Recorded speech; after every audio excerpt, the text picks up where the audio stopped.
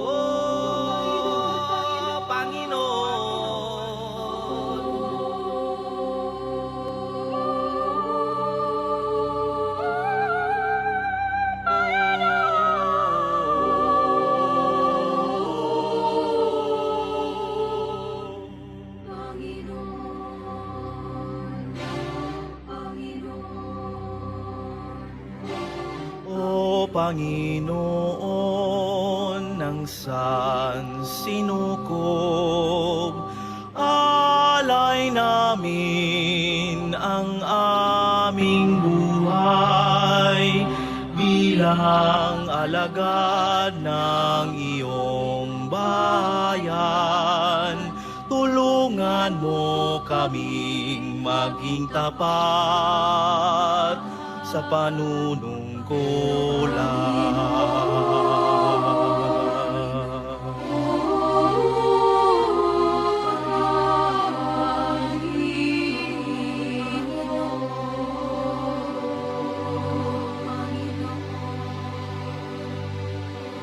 Batid naming lahat ang tukso ng yaman, iwasin mo kami sa kasakiman. Batid namin ang udyok ng kadiliman, dulutan mo kami ng kalasag ng katapangan. Sa lakas at mapasarili kaliwalian.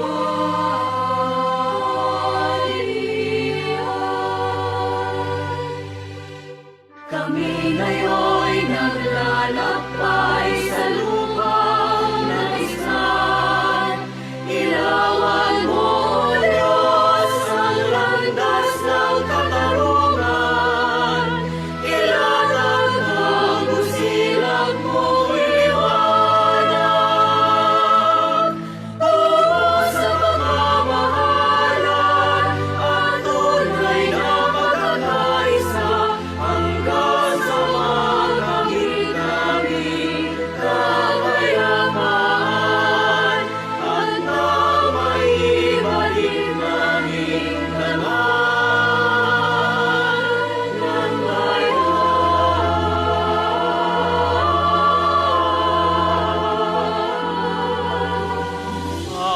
Aarugain ang ganda ng kalikasan, hahanguin mga anak mo sa kahirapan, sa pagsasabuhay ng iyong katotohanan. Patnubayan nawa kami ng lakas sa paninindigan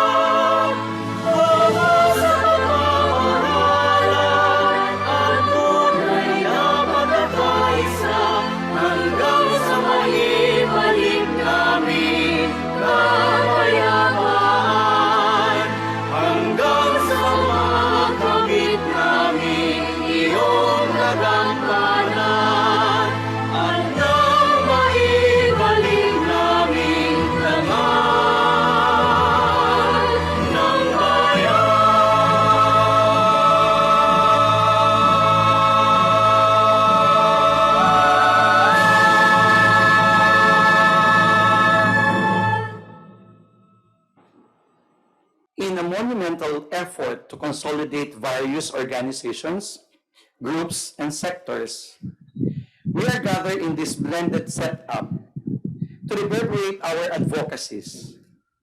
With recovery and sustainability as our battle cry of the Philippine Normal University, and I will be standing on behalf of our university president, Dr. Bert J. Tuga, in today's installment. Our program is divided into two parts. We are now in the opening ceremony, which we are graced by various personalities sharing our common advocacies. Later this afternoon and tomorrow, we shall continue by participating in various panel discussions, which will provide a concrete avenue for dialogue for everyone. To help us thread our conversations this afternoon, allow me to give you Professor Carl De Leomos of the Faculty of the Behavioral and Social Sciences of the Philippine Normal University as our moderator for this afternoon. Thank you, VP Lord, and once again, a pleasant afternoon to our cohorts of advocacy. At this juncture, may we know where you are joining us right now? You may comment your current location and institution in the chat box of the live streaming device you are using on our official PNU FB page. All right, it is indeed good to know that we are alive and alert and this interesting Tuesday afternoon. To kick things off, let us listen to the welcome message of Mayor Francisco Dumagoso, City Mayor of Manila. It would be an honor for the City of Manila to host the SDGs Resiliart Earth-Saving Manila event in partnership with the ITI Social Change Network, the Earth Savers UNESCO Artists for Peace, and the National Commission for Culture and the Arts, or NCCA, with the support of the Philippine Senate committees led by SDGs, Culture, Arts, and Education, and DFA Cultural Diplomacy, or UNICOM. The City Government of Manila looks forward to being an instrument in developing and promoting active communications agenda to help accomplish and realize the Sustainable Development Goals, or SDGs, which represent the main pillar of the UN agenda to protect the welfare of people and the planet and to promote world peace and prosperity through partnerships. Honorable Francisco Isko Dumagoso, City Mayor, City of Manila. Of course, this event would be in vain without the fervent support of our government leaders, who also share our vision of resilient future. We shall listen to the messages of Honorable Vicente C. Soto III, Senate President, Honorable Lord Alan J. Q. Velasco, Speaker of the House of Representatives, and His Excellency, President Rodrigo Roa Duterte. Let us give them a virtual round of applause. The greatest responsibility to help lead our nation to safety and recovery, away from the disastrous effect of the COVID-19 pandemic. All around the world, every nation is fighting hard to keep themselves afloat and acted swiftly to address the various health and economic issues brought about by the pandemic. Global best practices have been shared and adopted from treatments, medical protocols, research, safety and isolation protocols, vaccination rollouts, and many other resources to save lives and stop the death count, which is 3,709,397 as of June 5, 2021. To our fellow parliamentarians around the world, our heartfelt felicitations to all the hard work and dedication that you are doing to address this crisis. Our role as the steady hand that provides the policy framework to support government's emergency efforts through the efficient passage of laws and ensuring the proper appropriation of funds to address the pandemic is a crucial task. In the Philippine Senate, we have adopted and modified our rules to give way to a hybrid form of session wherein legislators can either be physically or virtually present to ensure an unimpeded sessions despite lockdowns and isolations. At the height of the pandemic, we were able to timely pass laws that will address the urgent needs of the government. Bayanihan, as we call it, or United Efforts to Heal as One Act, and Bayanihan, United Efforts to Recover as One Act were passed. These laws aims to support the medical needs of the country, provide support for the health workers, give financial aid for displaced workers, provide economic stimulus packages to boost the economy, and other assistance to mitigate the impact of the pandemic. Also, we were able to conduct hearings in aid of legislation to ensure that an efficient and proper vaccine procurement and rollout plan is in place. This resulted in the passing of the COVID-19 Vaccination Program Act of 2021.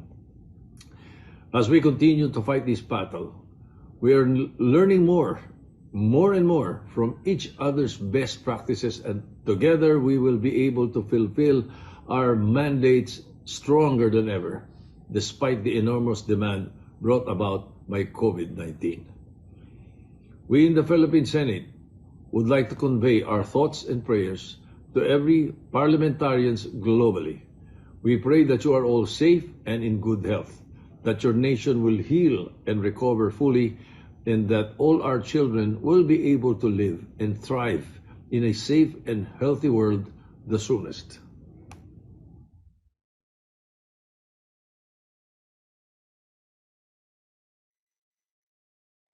I wholeheartedly congratulate Director Cecil Guidote Alvarez, the Earth Savers Dream Center UNESCO Artist for Peace, and all the countries and organizations participating in this uniquely remarkable and timely event called Sustainable Development Goals Resilient Earth Saving Event 2021-2022. Our culture and traditional practices help bind us together as a nation, especially in trying times. Through the expression of our culture in the arts, we're able to educate everyone, especially the younger generation, in attaining the 2030 Sustainable Development Goals set by the United Nations. At the same time, we continue to strive to raise awareness, to heighten social consciousness, and to encourage active participation in this worthwhile endeavor. This universal call to action is being made to protect the planet from the devastating effects of unabated industrialization, to eliminate poverty, and to ensure that by 2030, all people will enjoy peace and prosperity. We continue to support the fulfillment of these Sustainable Development Goals through strategic thinking, the use of multidisciplinary and multi-sectoral approaches, and integrating the SDGs in all aspects of legislation and activities. Congratulations, and may you have a fruitful and fulfilling Resiliart event this year. Mabuhay po kayong lahat. My warmest greetings to the organizers and participants of the SDGs Resiliart Festival and Forum for Health, Peace, and Climate Justice. The COVID-19 pandemic has taken much from the people and the whole world. It is thus crucial for organizations and individuals like you to unite in taking the right steps so that no one will be left behind, and everyone may fully recover and flourish. I thus commend the Earth Savers Dreams Ensemble UNESCO Artist for Peace and its local and global partners for working together to make this series of events possible. Your initiatives to take a creative yet critical approach in presenting and discussing our sustainable development goals are truly noteworthy. Such efforts are helpful in turning these goals into concrete actions that truly resonate with our people. The administration is devoted to ensuring that every Filipino will have access to the resources and services they need to thrive. And it supports all endeavors that will help create a sustainable planet for future generations. Congratulations, and I wish you the best in all your endeavors. A message from President Rodrigo Roa Duterte. After listening to the encouraging words of our Filipino leaders, let us now direct our attention to our cohorts from abroad. This time, we shall listen to Mr. Fermin Edward Matoco, UNESCO Assistant Director General for Priority and External Relations Africa. UNESCO message from Mr. Fermin Edward Matoco, Assistant Director General for Priority Africa and External Relations of UNESCO, on the occasion of the International SDGs Resiliart Earth Saving Festival, Forum and Workshops, Manila, Philippines, 2 to 10 December 2021. UNESCO is happy to support the International SDGs Resilient Earth Savings Festival Forum and Workshops event, initially scheduled in May 2020, and which had to be postponed due to the pandemic. In this event taking place on the occasion of the UN Human Rights Week, sends a long-awaited message of hope in the midst of the very difficult moment that the world is going through. By changing our lives, this crisis has reminded us just how deeply our societies need art and culture, bringing people together, inspiring, soothing, and sharing. These are the powers of art. This event will showcase the dynamic possibilities of art mediation and cultural understanding for promoting reconciliation, unification, and rehabilitation. In close alignment with UNESCO's mission to build peace in the minds of men and women, the Earth Savers Dreams Ensemble has been a UNESCO Artist for Peace since 2003. Through its cooperative of artists, educators, and civic leaders, this unique ensemble mobilizes the talents of disadvantaged and disabled members of society, rallying peace, tolerance, and hope. This mission remains deeply relevant and urgent today. I wish you every success on this occasion. I have no doubt this will serve the promotion of greater intercultural understanding and respect, creating the spirit of dialogue upon which lasting peace is built. At this moment, the ITI Philippine Center shall share with us their affirmation through the message of their president, former Senator Jose D. Lina. Pleasant day to all the delegates to the resumption of this series of significant events known as SDGs Resil Art Earth Saving Manila event. It is my pleasure to greet each and every one of you as president of the International Theater Institute Philippine chapter. I hope that you will have a productive day in ensuring that the four topics that are under consideration in this gathering would be fully studied, will be fully appreciated, and concrete courses of action will be undertaken. And we all know that through arts and culture, all of this, peace and social justice, environment and climate change, healthcare reform and sustainable tourism, and cultural diplomacy, inclusive growth towards economic recovery. Through arts and culture, we can highlight all of these important concerns in our life as global citizens, as citizens of our individual countries. There is a need to solidify all our efforts through arts and culture so that meaningful reforms and changes in these various areas of concern can be achieved with the help of arts and culture. I wish everyone a successful gathering. As always, welcome to the Manila Hotel and the various places that had been designated as venues for these events. Maraming salamat, as we say in Philippine dialect. Mabuhay po kayo, and God bless you. Thank you, President Lina. Now, as we transition to our panel discussions, this afternoon, let us all listen to Madam Cecil Guidote Alvarez, President of the ITI Social Change Network and Director of the Earth Savers Dream Ensemble and UNESCO Artist for Peace, as she provides a historical brief on our event. We dreamed of a national theater movement that was actualized with the founding of the Philippine Educational Theater Association, PETA, 55 years ago, so that the arts can be dynamically applied to forge our national identity, to serve as a memory bank, as an armor against social ills, as an anchor to the wealth of our cultural traditions, a conscience, as well as an energizer for creative industries, and more important, as a vision in order to fulfill a healthy, peaceful, sustainable future.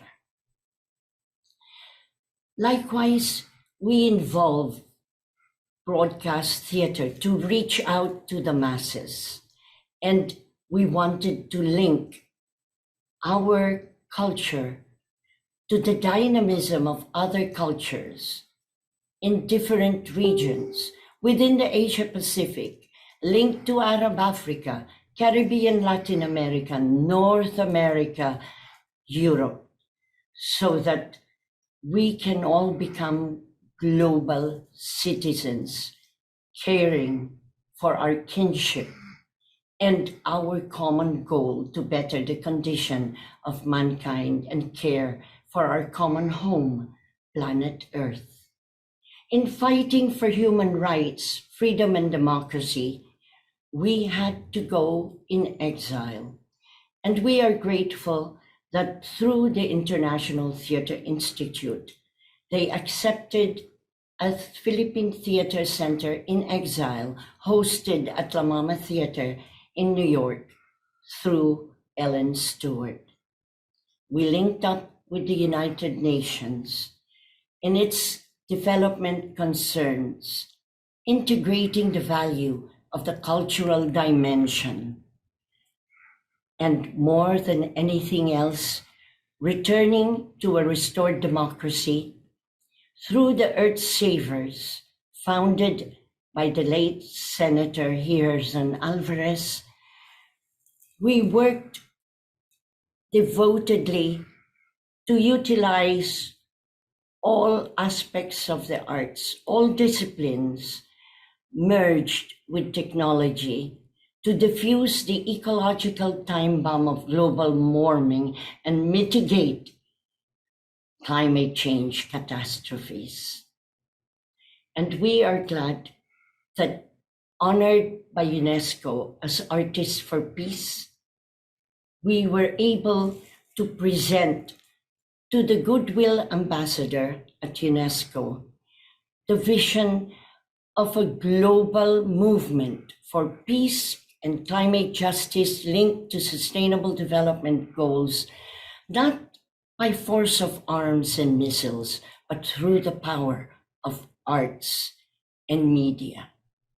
And so, since 2018, we held a gathering of artists through cultural dialogue to mitigate the conflicted area in the West Philippine Sea or the South China Sea as well.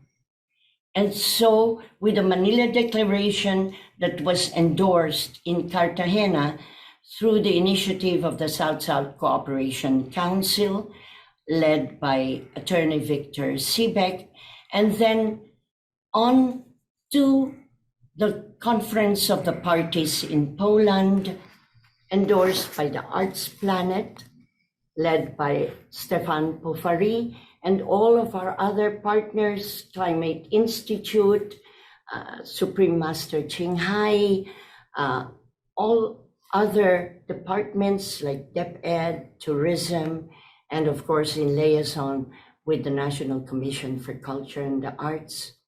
We are now with the City of Manila as host under the leadership of Mayor Isko Moreno and provided with funds by the Senate through the initiative of Senate President Vicente Soto, as well as converged upon with the support of Congress through Speaker Alan Velasco, endorsed as well or welcomed by the Office of the President, Rodrigo Roa Duterte.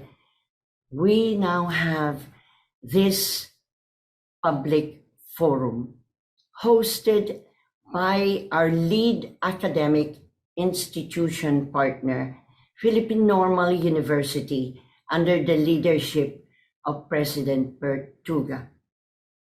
And we thank all of our participants worldwide as well as our cultural animateurs within our country for this gathering that will conclude with an international arts festival, April 3 to 5. But now, March 22 to 23, we are observing World Theatre Week celebration all over the world through the auspices of the International Theatre Institute. We are especially grateful to UNESCO for its patronage, for its encouraging support from the time of Director General Federico Mayor, who gave us the assistance to attend the Habitat Forum, as well as Director General Koichiro Matsuura, who provided us the honor, the Earth Savers Dreams Ensemble and its Academy, as a UNESCO Artist for Peace, and for Director General Irina Bokova for coming to the Philippines to inaugurate and provide assistance in giving attention to the effort of our dream strategy, development, rehabilitation, education through arts, media, science, and sports. And of course, to Director General Audrey Azoulay, who has given this incredible support for the Philippines to host this international SDGs Resiliart Earth-Saving series of events that was not stopped or restricted by COVID, which provides witness to the resilience, determination, and commitment of artists throughout the world. Thank you, Madam Cecil, for giving us the purpose and the full content or the intent of our conference today. At this juncture, let us listen to Peter Seller's message for World Theatre Day, introduced by ITI Director General Tobias Biancone and articulated by Madam Cecil Guidote Alvarez. Distinguished ladies and gentlemen, distinguished Cecil Guidote Alvarez and Victor Sebek, I want to thank you for giving me the opportunity to speak to you today at the Manila Sustainable Development Goals Resiliart event, which is focusing on health, well-being, peace, and climate. The United Nations, UNESCO, and the International Theatre Institute, ITI, all of them strive to make this world a better place. They intend to give us guidance, motivation, and inspiration so that individuals and groups are creating in their sphere of influence an appropriate environment for life and livingness. And while it is of utmost importance that the UN, UNESCO, and ITI are promoting means for a better world on a global scale, it is as well of utmost significance that the message reaches individuals of all walks of life. In order to succeed in this noble cause, we need to pay attention on one human characteristic. And this characteristic is called respect. We only are able to make this world a better place to live in if we lead people to respect nature, respect someone else independent of the other person's culture, ethnicity, religious belief, and socio-economic situation. Moreover, we only will succeed if we reach the individual, so the individual himself or herself is becoming an excellent example of someone who cares for the respect for nature and people. In doing this, we will have built a strong campaign that will include everybody on a local and global scale. We are creating more and more heroes that are doing something essential in their sphere of influence and thus for this world. With these words, I would like to honor all those who make this event possible. A special honor goes to the late Gerson Sonny Alvarez, one of my Filipino heroes who relentlessly worked to make the Philippines a better place to live in, a green and just country for everybody. I hope that this event will bring about a joint initiative of artists, politicians, opinion leaders, and any individual who want to create a future in which it is worth living in, a world in which our children and the children of our children can enjoy life, a world that includes everybody and gives equal chance to everybody.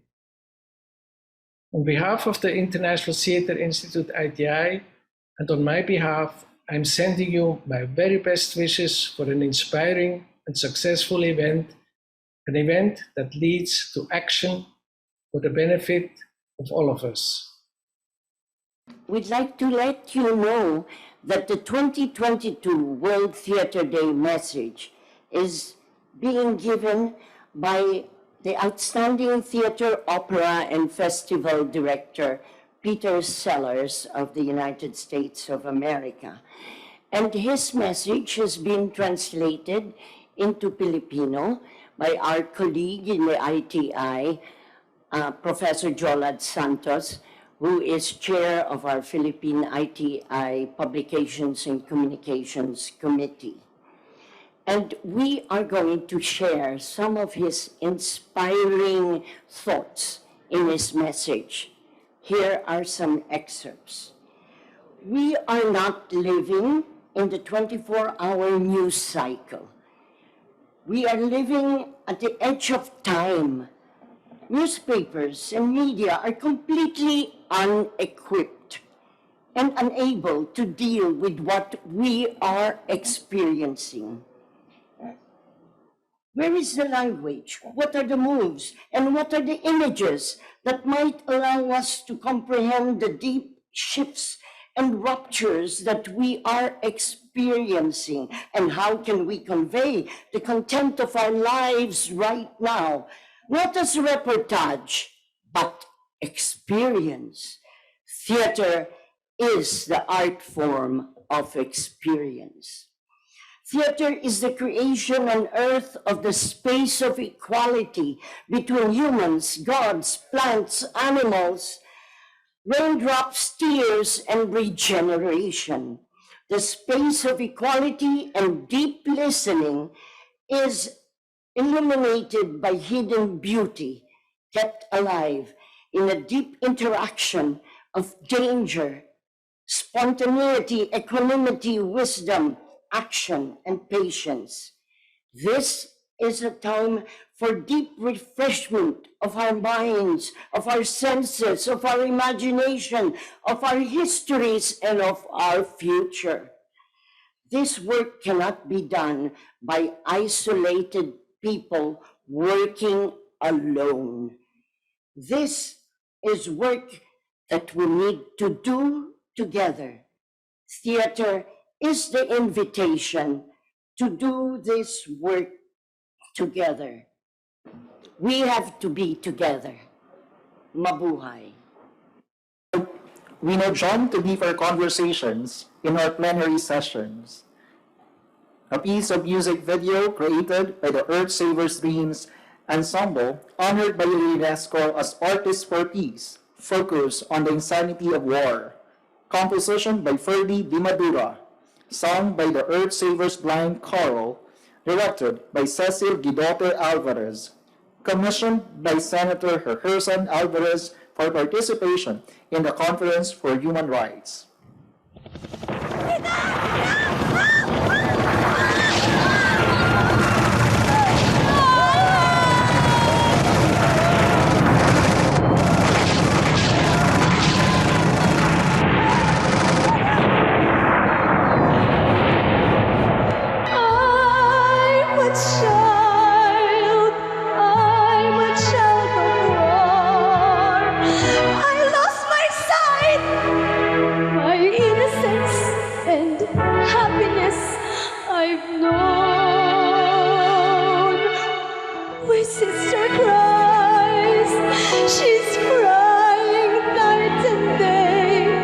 She said, the soldiers came.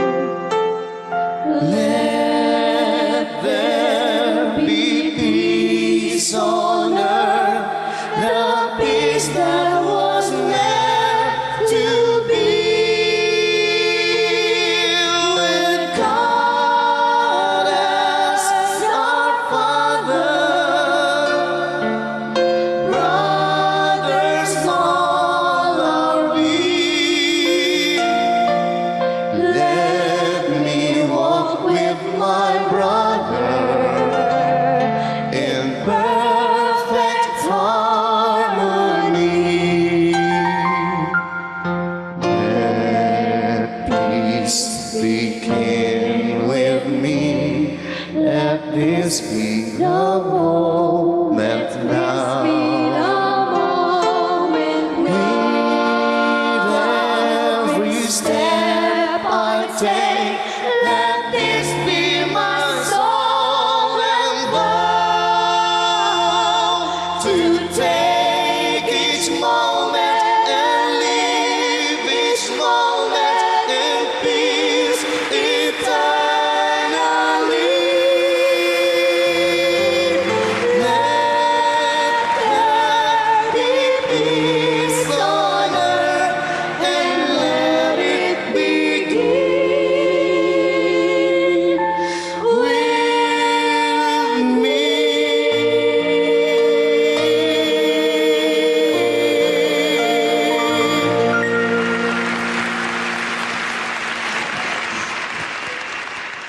As meaningfully delivered by the short video, our first session is on peace and social justice. This session will be moderated by Dr. Alduin Sanchez, former Senior Vice President and Dean of the Development Academy of the Philippines. Thank you, Carl. Allow me to give you an overview of this day one. This particular international forum is anchored on cultural arts diplomacy. That culture and arts is the tool towards attaining peace. That talents, skills, arts have no boundaries. And their particular culture of arts of every nation inculcate the relationship of man from every man. Further, 26 days ago, we witnessed a major problem, that is war, that Russia invaded Ukraine. And because of that, diplomacy failed. But we are here to spur hope in Southeast Asia, as spearheaded by Senate and NCAA through the effort of UNESCO, that there is hope and we're going to have this peace through culture and arts. And we are privileged to listen to the different messages coming from different ambassadors from different countries, from Europe, Africa, and Latin America. And of course, we'll be presented also from the Philippines by our two rapporteurs. For the first speaker, we have Honorable Shirley Ayorkor Bushway, Minister of Foreign Affairs and Regional Integration of Ghana.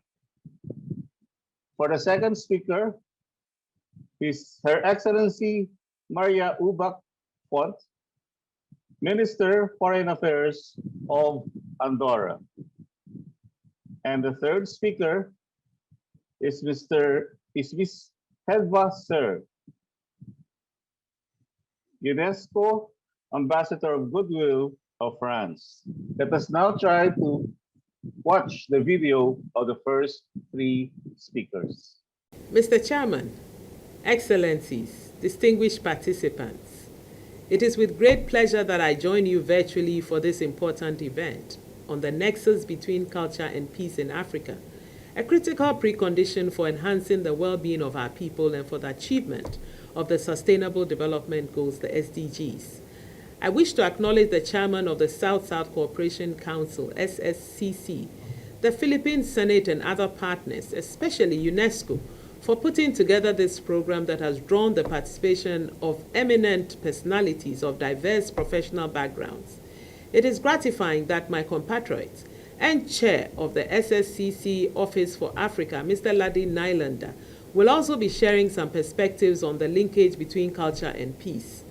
Distinguished participants, despite Africa's immense wealth and resources, including a youthful population, continental efforts to transform the lives of Africans continue to be challenged by unfair international trading policies, illicit financial flows, proliferation of arms, conflicts, terrorism, piracy, trafficking of persons, and lately the COVID-19 pandemic. The COVID-19 pandemic especially has exposed certain underlying structural inequalities on the African continent. Challenges in the health sector and socioeconomic responses have put a spotlight on the inequalities and barriers in the distribution of vital public services and the marginalization of vulnerable groups. The increasing demands across the continent for good governance and better management of Africa's resources and the continuing impact of the pandemic convey an urgency for quick and effective solutions, even as extremists and terrorists defeated elsewhere seek to exploit vulnerable segments in the part of the continent. As we recover from the damaging impact of COVID-19, we have the opportunity as a continent to rebuild economies that are resilient and not depend on foreign aid. This requires robust planning, more resilient financial systems and management, and strengthened multilateral cooperation, including a reformed global public health system. African governments have spent scarce resources fighting the COVID pandemic and providing social protections to millions of affected households. The need for innovative financing to address structural challenges beyond responding to immediate fiscal needs is imperative. We call for mechanisms to facilitate investments in health infrastructure, technology, the environment, and people that would bolster resilience and equitable recovery. Distinguished ladies and gentlemen, Ghana has since 2017 adopted policies and programs to ensure that the SDGs do not remain an illusion. Besides the alignment of the SDGs with Ghana's development agenda and annual budgets, active collaboration among all ministries, departments, and agencies, the private sector, and civil society has led to high rates of growth and great progress towards achievement of the goals before the onset of COVID-19. The government of Ghana is also committed to the work of the United Nations in norm setting, capacity building, and advocacy for human rights and respect for international law. The President of the Republic, His Excellency Nana Addo Dankwa Akufo-Addo, is actively engaged in international facilitators' work as co-chair of the SDGs advocates. In addition, the President also plays an active role within the African Union and ECOWAS to address the many issues bedeviling the continent. Indeed, on matters of security in West Africa, the Accra Initiative, the brainchild of the President of Ghana, that has virtually become an ECOWAS initiative, is facilitating intelligence sharing and enhanced cooperation among the signatories in the sub-region. Within the wider Sahel region, from where terrorism and free flow of arms are threatening peace and security in West Africa and beyond, Ghana is at the forefront of regional and continental initiatives to contain the situation. Under the leadership of His Excellency the President, ECOWAS is collaborating with the United Nations and other development partners to address the security concerns originating from the Sahel. Mr. Chair, distinguished ladies and gentlemen, peace and security and development cannot be achieved without democracy. Ghana is committed to democracy and the rule of law, and we are an ardent champion of these values in international engagements, particularly at the regional and continental levels. We are convinced that arts, culture, and heritage are central to the promotion of peace and security.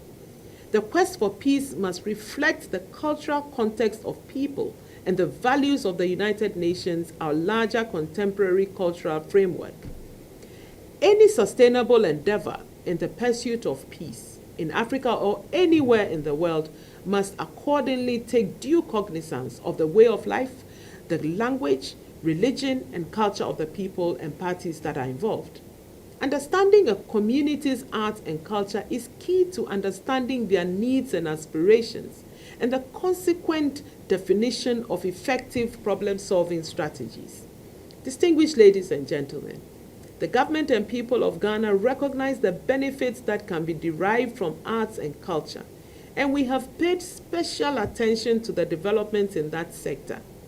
Notable events recently spearheaded by government include the Year of Return in 2019. This landmark event drew the participation of members of the global African family, home and abroad, to mark 400 years of the arrival of the first enslaved Africans in Jamestown, Virginia. While celebrating the cumulative resilience of all the victims of the transatlantic slave trade, the event created an avenue for Africans and Afro-descendants in the diaspora to contribute to Ghana's development paradigm. The Beyond the Return initiative was marked thereafter to consolidate the achievements of the Year of Return. Against this background, the government of Ghana stands ready to join collaborations in the field of arts and culture to advance global efforts to improve the lives of people and safeguard our environment. Thank you, and I wish you all successful deliberations. First of all, I would like to thank both Mrs. Edvaser, UNESCO Goodwill Ambassador for Cultural Diplomacy, and Mrs. Cecile Guidote Alvarez, UNESCO Honorary and Goodwill Ambassador for making this outcome in the Philippines possible. Indeed, Andorra is proud to have launched in 2008 the first ARCAM Andorra. We created, together with the Andorran National Commission for UNESCO and some faithful partners, an international gathering of artists who meet to paint together, to share cultural experiences, and who demonstrate that international dialogue is possible and fruitful. Our aim has been to invite artists from all around the world, and in particular from regions in conflict, so that the artists could create synergies and collaborations that hopefully they would be willing to continue once back home. Andorra has already organized 7 editions of ARCAM, and in 2015, a Mediterranean version of ARCAM was launched in Malta. Our restless godmother of the ARCAM Andorra, Mrs. Edvaser, has worked to make this initiative known around the world, like today in the Philippines. I do hope that this ARCAM will be fruitful, and the experiences to be shared will foster the intercultural dialogue and the mutual understanding, as those are the spirit of our compromise for peace. Thank you.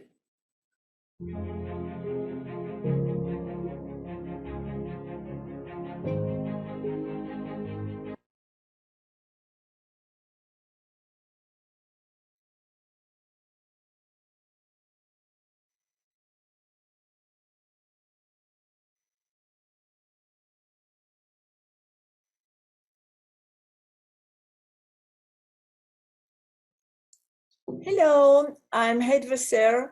I'm UNESCO Goodwill Ambassador for Cultural Diplomacy. I'm sculptor, artist, and today I'm talking to you about Art Camp, the colors of the planet. Thank you so much, Victor and the SSCC, of organizing Art Camp in the Asian country, in Philippines.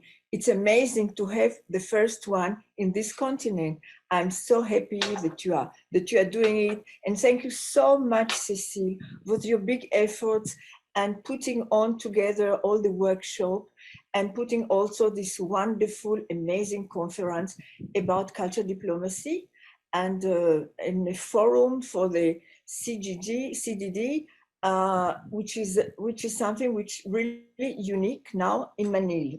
Sorry, I cannot be with you all, but I hope that my video will replace me, and I would like to talk to you about Art Camp. What is about? Art Camp is a program which was beginning in 2009, and since 2012, I was asked by the Commission of UNESCO to Andorra to join as a godmother. We are bringing artists, especially from countries in conflict. These artists are working together, respecting each other, and the most important thing, are building bridges for peace, for the future. It's an amazing program because the artists, they like each other so much after the 10 days of working together. They are building a real connection. And during the during the time that they are at outcome in the place, they are also doing programs about the region, about the country, about the food, about all which is the heritage of the country, and everybody's learning more about the area from where they came, from their coming.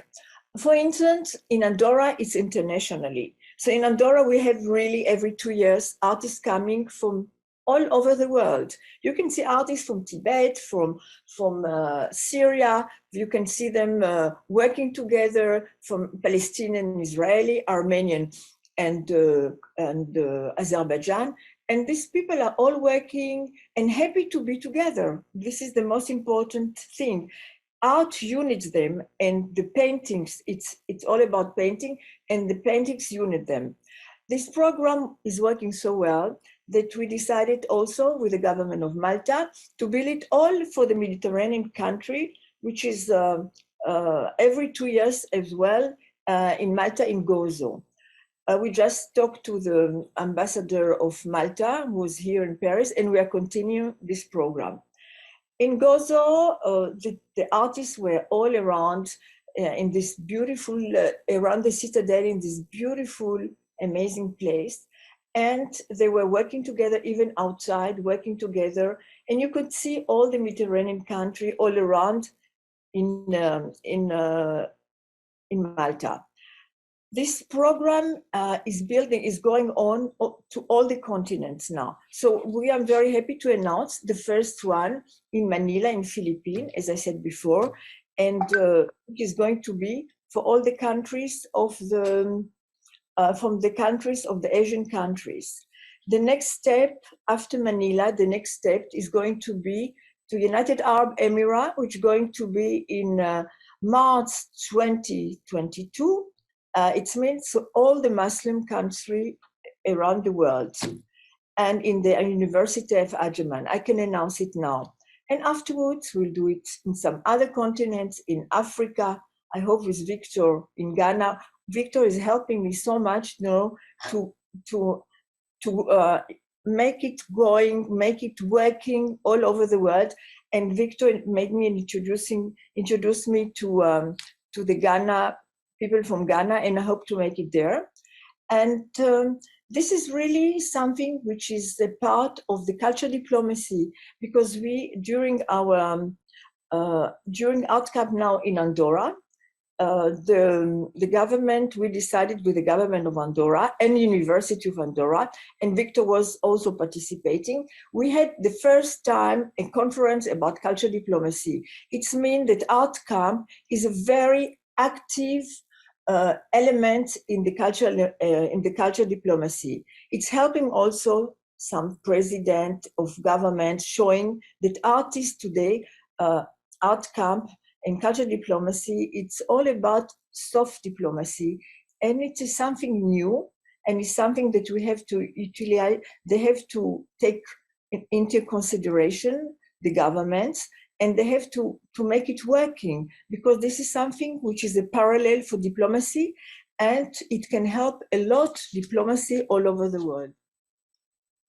Thank you so much, Cecile and Victor, for organizing this unique art camp, the first one, which will be of Southeast Asia. It's really something that we will begin, and I hope we'll continue it in the future. It's the first time. Unfortunately, I can't be here, but I will do everything as though I'm there with Jean-Michel Armengol from the Commission of UNESCO Andorra, but hope we will continue it in another next time in 2 years in the future. Thank you again for both of you, and I wish you a wonderful success for this conference. Thank you.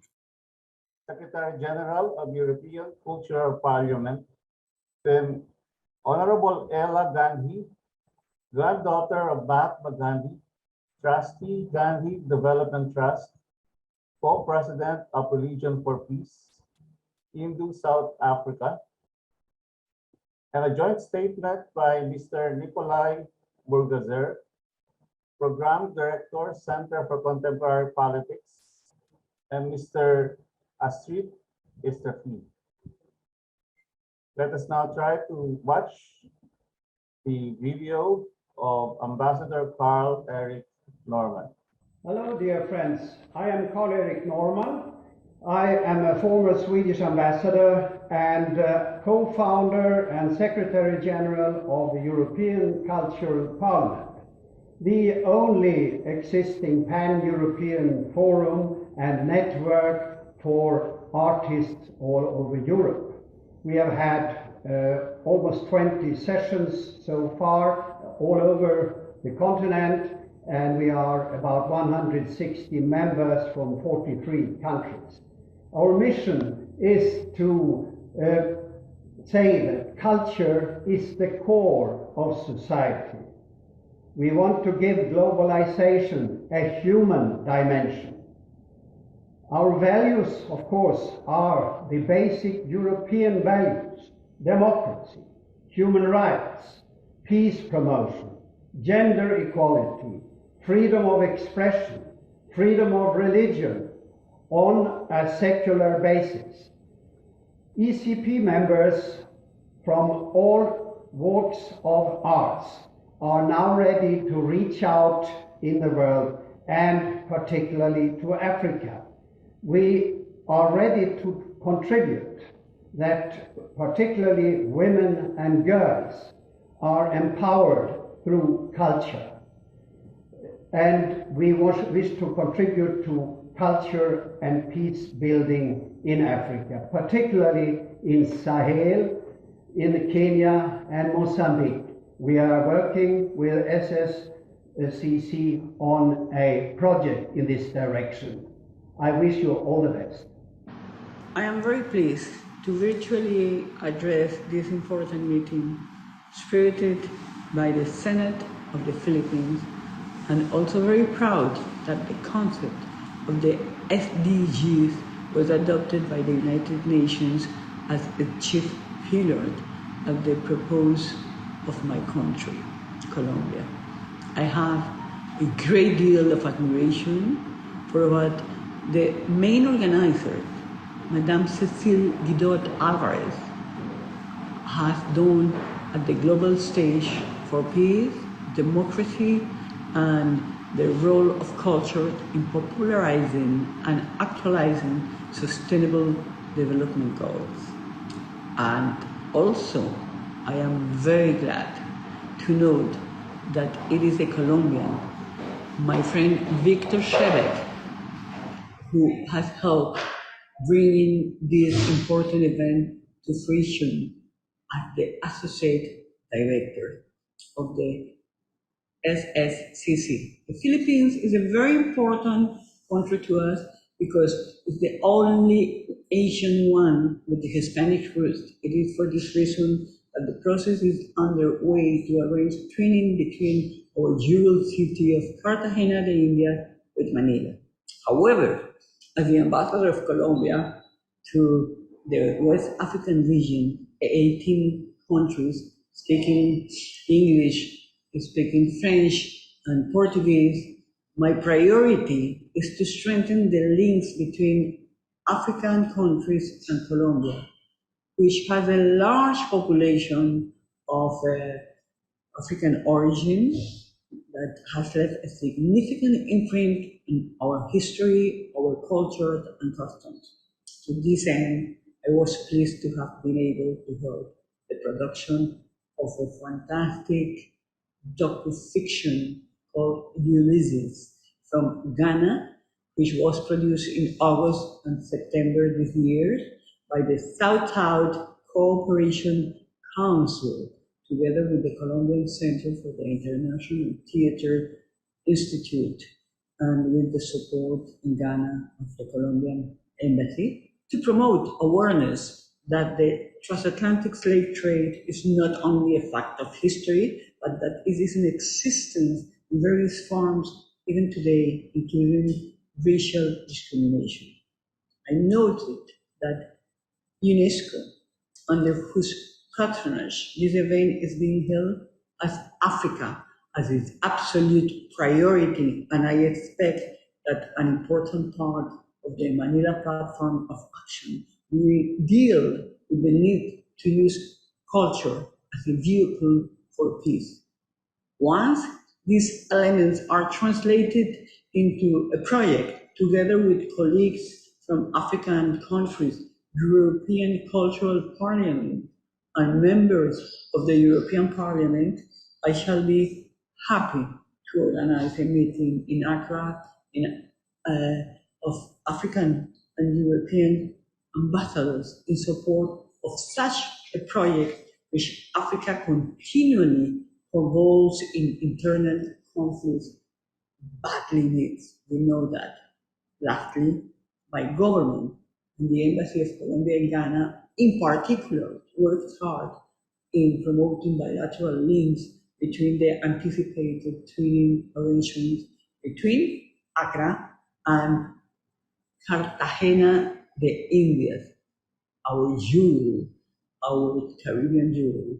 Thank you so much and congratulations for this opportunity.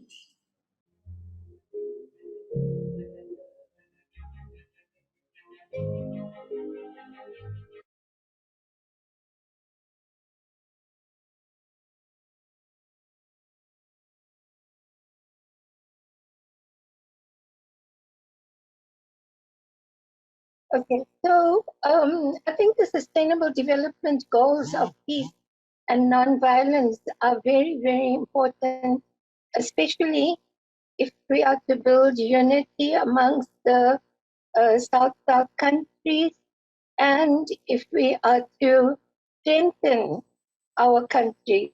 We need peace and we need nonviolence in order to become stronger and unified. And therefore, peace and nonviolence are very, very important goals. And in talking about peace and nonviolence, there are three very important issues. One is of equity, the second is of clean and democratic governance, and the third is an effort to build up in a way that our environment is protected, so that we don't go on the same route that the West has gone into, where they have degraded the environment to such an extent that today the whole world is suffering because of what happened, because of the environmental degradation caused particularly by the West and by rapid industrialization, mining of products, and that sort of thing. So those are some of the issues that we need to take into account going forward.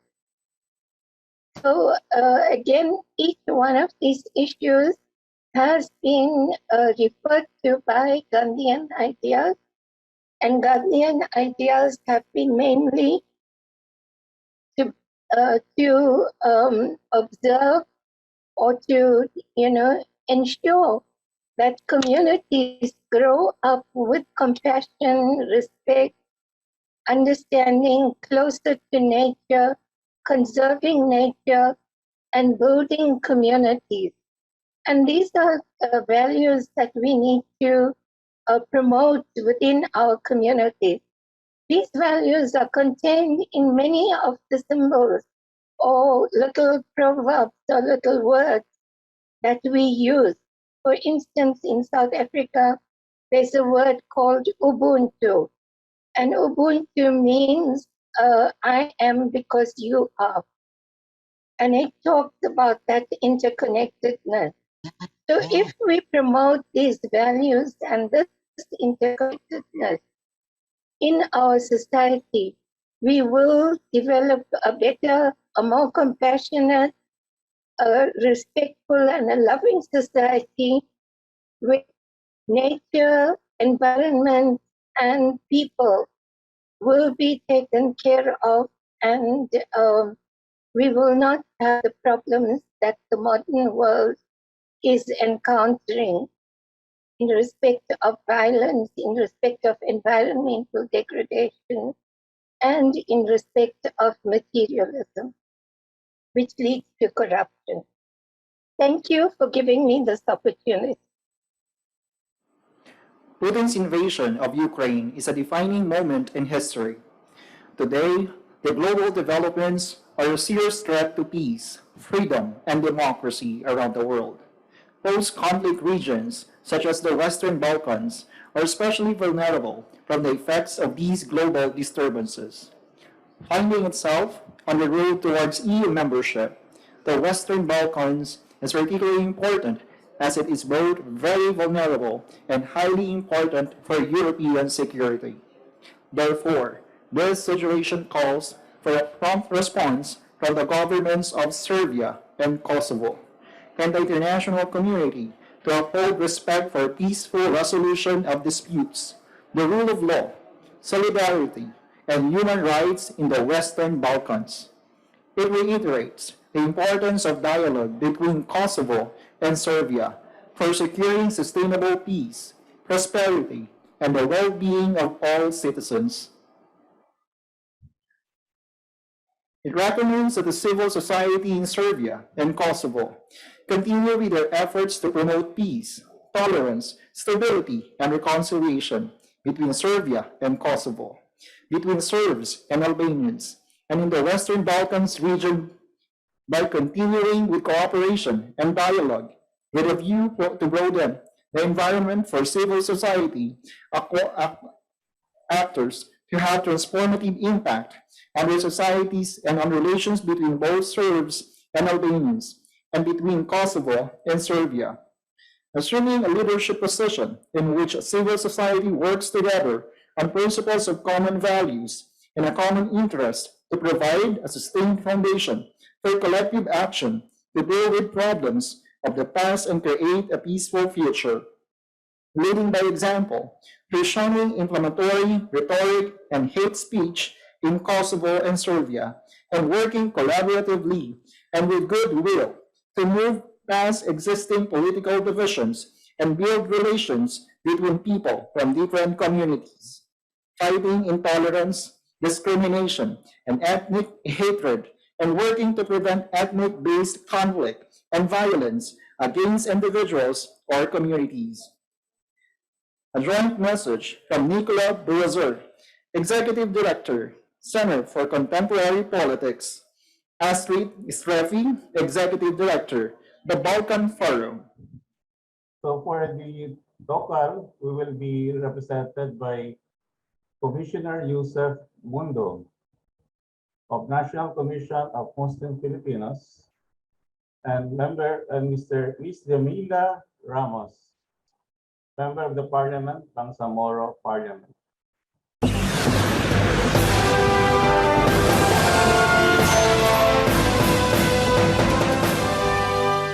Assalamu alaikum wa rahmatullahi ta'ala wa barakatuh. May the meaning of peace be upon us all.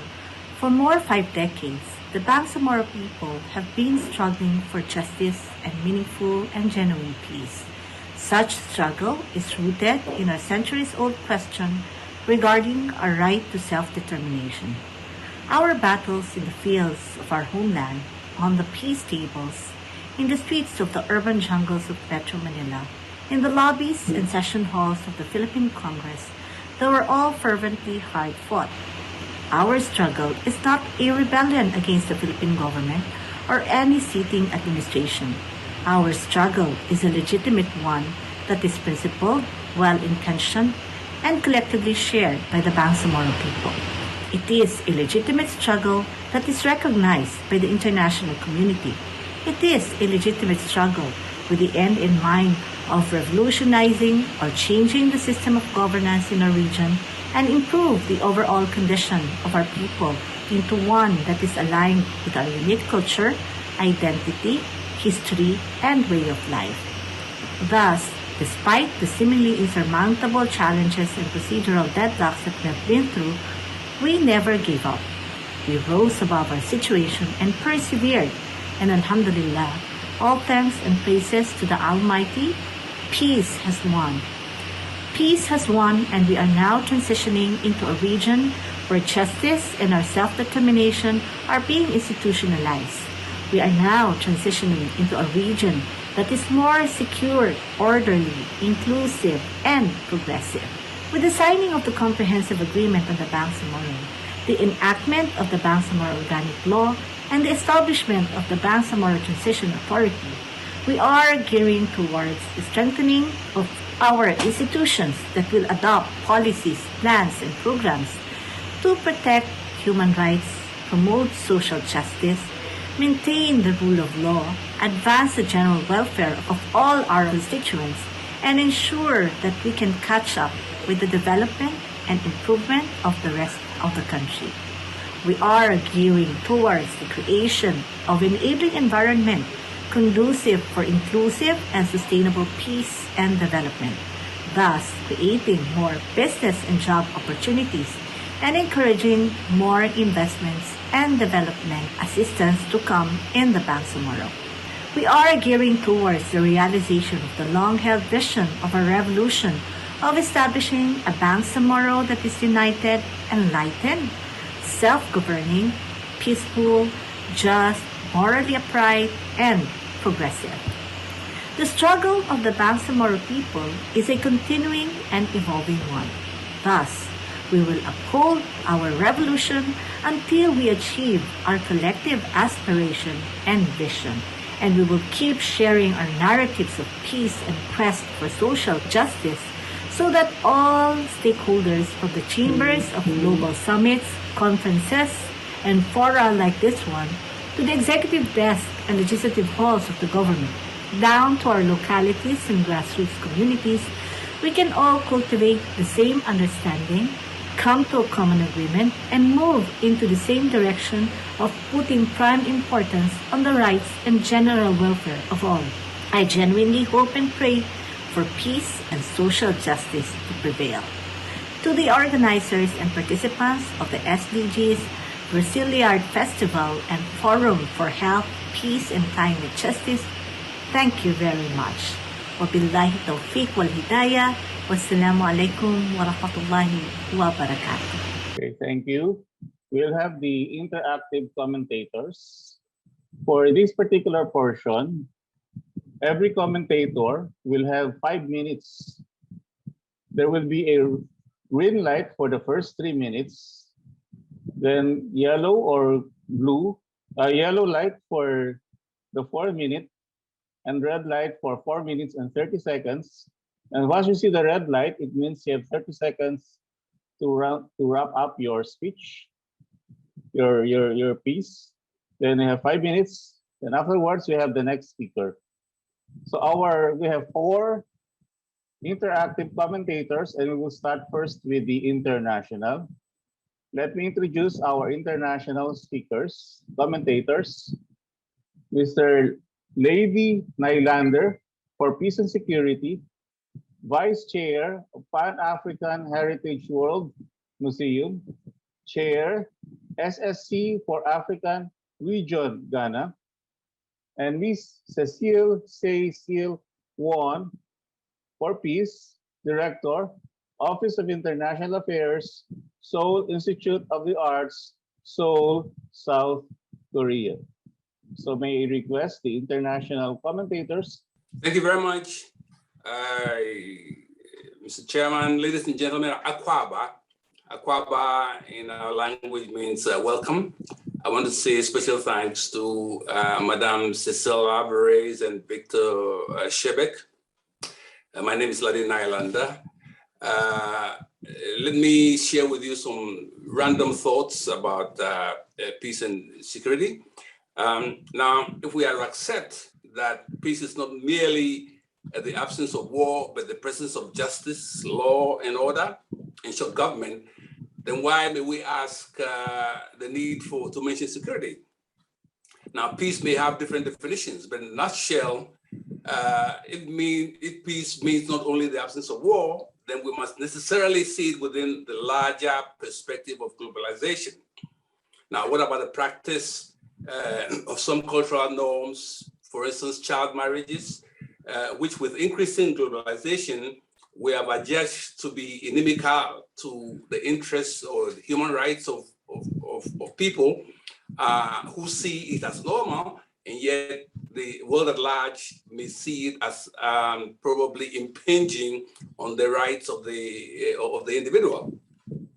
Africa is a large continent, 1.3 billion people, and the artificial borders that were created as a result of the Berlin Conference in 1897 or so and so forth, just demarcated us into all kinds of people who were the same, but on different sides of the border. And then the end of the Cold War ushered in a period of, let's say, the freedom of expression, which brought about African states achieving or trying to achieve independence. And then the ensuing conflicts readily spilled over porous borders to become threats to regional peace and stability.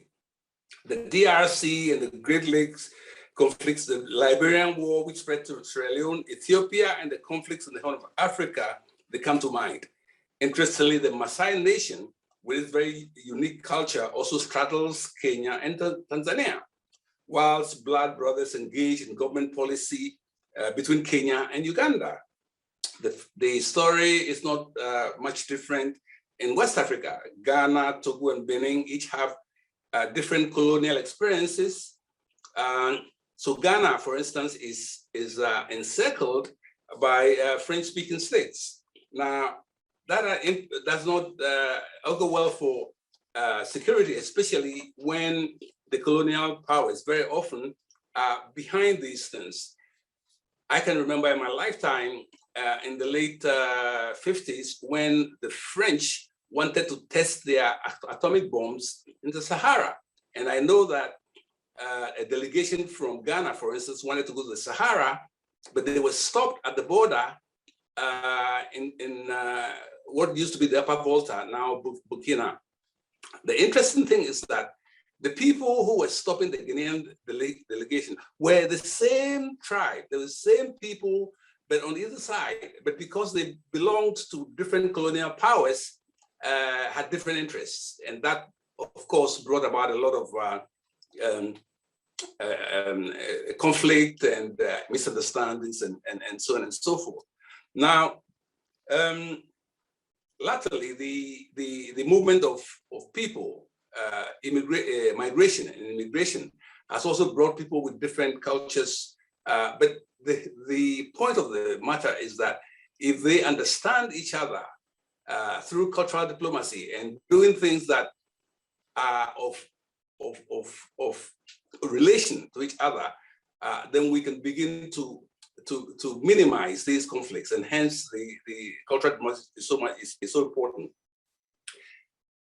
Incidentally, there is also a good side, because I can remember that within East and Central Africa, the conflicts that displaced people to West Africa led to enjoyment by West Africans of the alternative music culture, which was actually positive. Now, for most of Africa, I believe our unity lies in our diversity. And as we move to resolve the age-old conflicts, we can do a lot in terms of using culture to make sure that we are aligned. The African continent is not without a number of challenges, but the point is that the Africa's population of under 35-year-olds represents almost 1 billion people, amounting to 22.7% of the world's total population, youth population. 60% of the entire continents of the world are aged below 25. As of 2021, around 40% of the population is aged 15 years and younger, compared to a global average of 26%. In Ghana, for example, approximately 57% of the population is under the age of 25. The rate of urbanization, the influx of young people from rural into towns and cities, has been unprecedented in human history. Several countries like Ghana have seen their populations go from being predominantly rural to predominantly urban in just a single generation. So you can imagine the amount of security that is needed to maintain peace with such an explosion. The official employment rate among African youth that is between 15 and 34 years was 46.3% in Q1 of 2021. Joblessness is the biggest threat to peace and security.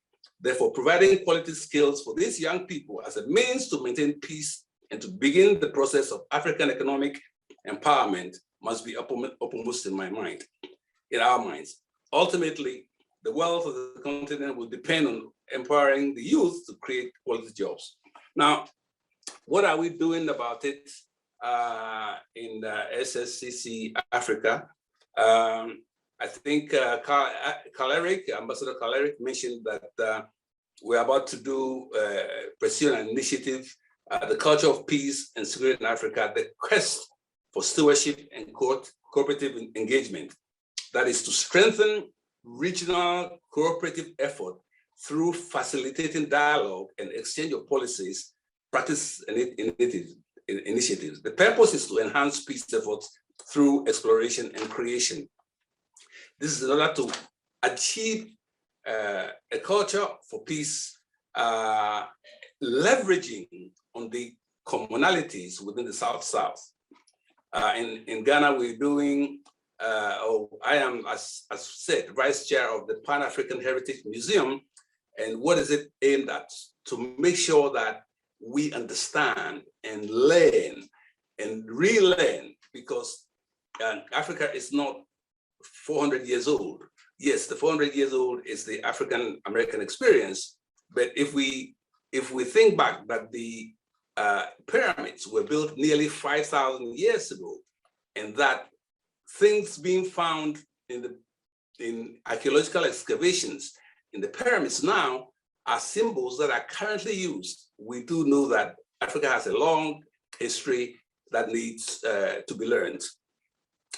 I think also Ambassador Tobai talked about the Ulysses in Ghana, which a film that SSCC has put together that aligns with the Black Lives Matter movement, promotes understanding, and make sure that everything that we're doing now is towards understanding of each other and making sure that security is at the epitome of peace.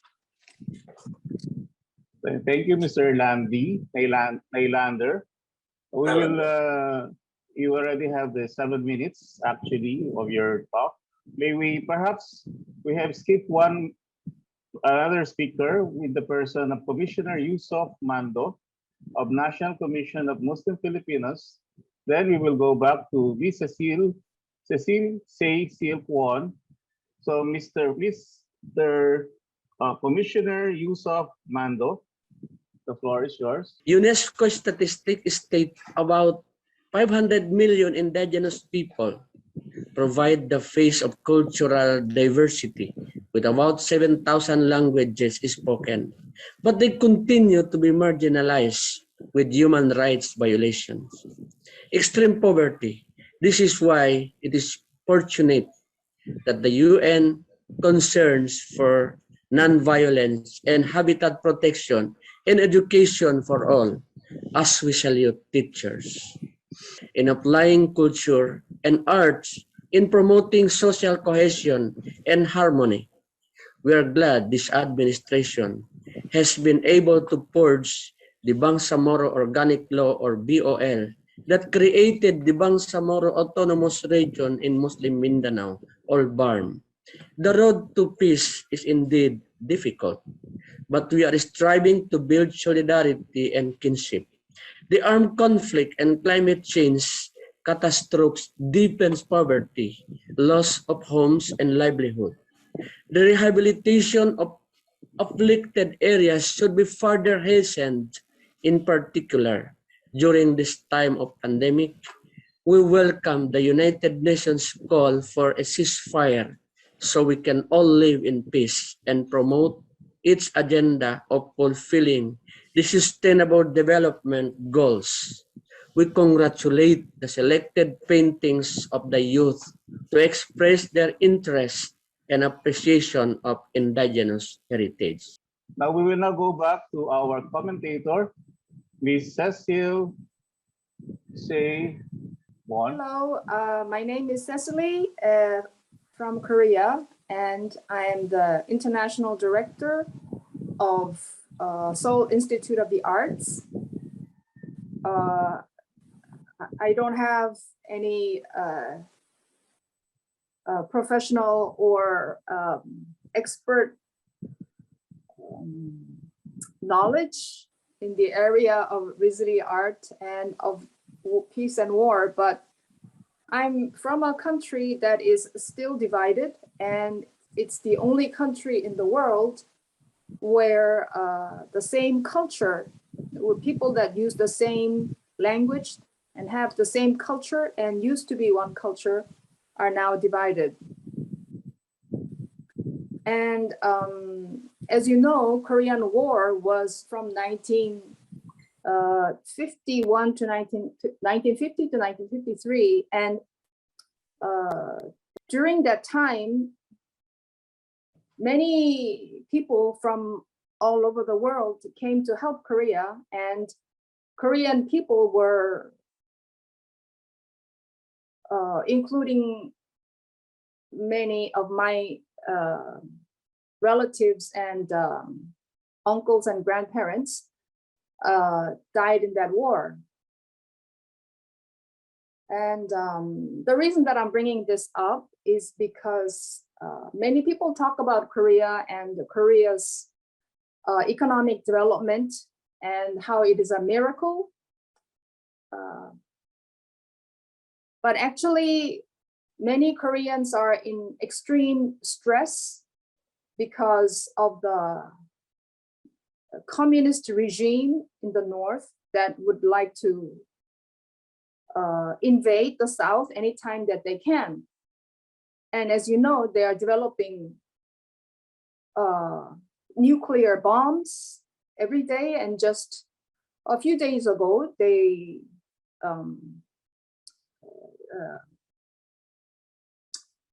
also developed, they shot one. And so, it is, we are kind of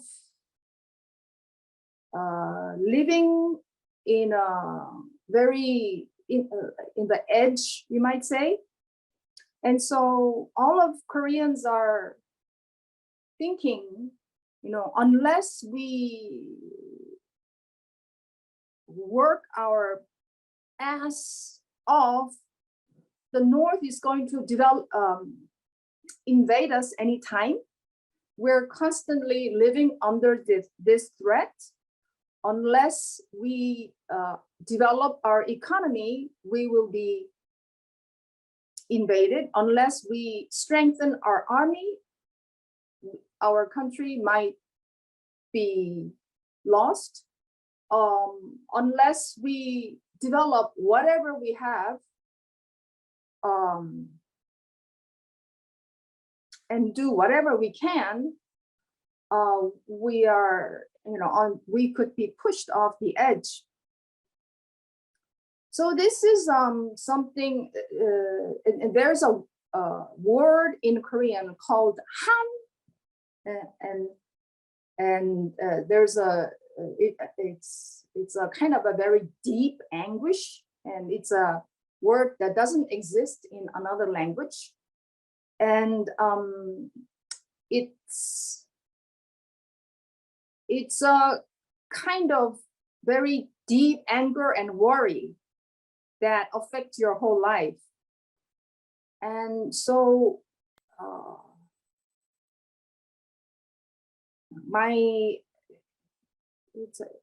I'm not a generation that experienced the war, but my parents did and my grandparents did. And in fact, my grandmother died in the war. My grandfather was crippled in the war. And so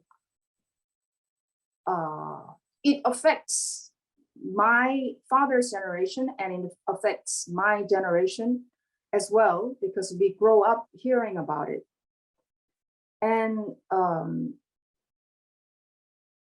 so actually there is no answer to this problem that we can, whether, I don't know if we can solve it or not ever, but I feel like,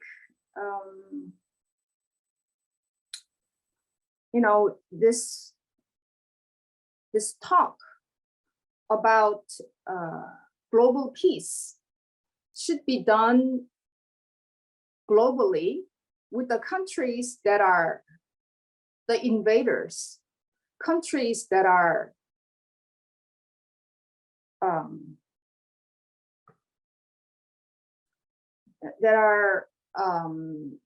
attacking other countries. And I really wish that something, I mean,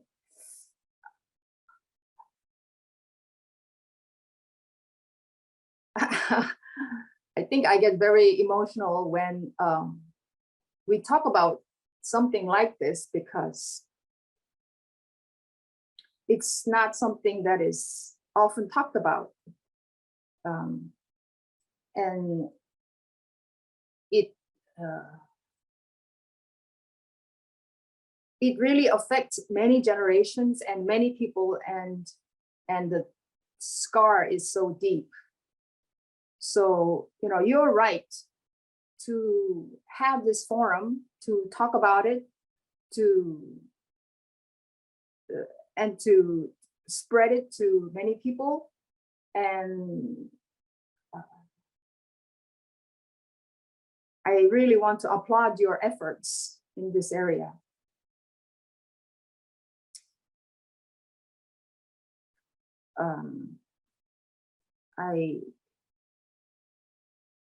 I don't think we can underestimate the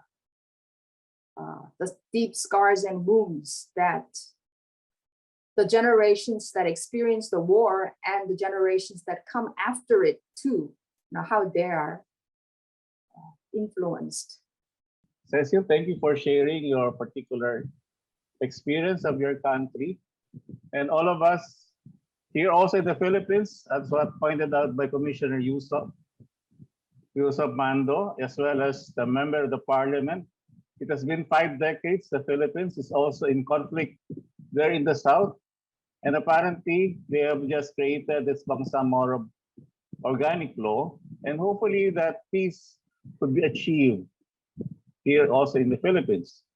Of course, in your country, it has been an ongoing war. It's not yet been, there is no treaty yet between South and North Korea. And anytime it could erupt. And I could really, if I was there, anytime war could erupt. And that's the ugly face of war. Families are separated, people are dying, and until now the scars are there. Much more has been told by Mr. Lady Rylander in Africa. During his time in the 1950s, of course, the West, the Europeans tried to exploit and make use, even using their natural resources aside, for testing the atomic bomb. And that's not fair. And that is what we call, there is what we call peace and justice. Because tantamount to peace, there should be giving what is due. And everybody have their rights. The word justice comes from the Latin word jus. Everybody have their own respective rights, and that is inherent in each one of us, and it has to be respected. Now, for the locals, we do have another two that would give their commentator. We do have Ms. Malu Jacob, the multi-award winning playwright, former Secretary General of ITI Philippine Chap Center, and Dr. Herbert Glenn Reyes, President, Northwestern Mindanao State College of Science and Technology, Taguig City, Misamis Occidental. Ms. Malub Jacob, the floor is yours. Thank you. Thank you for making me part of this forum and for asking me to react to the speakers. Um, it's very interesting to know from what the speakers shared that our belief that culture is not just an after dinner event. We look at culture as the center, and this was affirmed by the concept of clash of civilizations, wherein Huntington mentioned that at the center of the conflict is culture. So we have to rethink our role as artists and as cultural workers if we believe that culture is at the center of the clash of civilizations.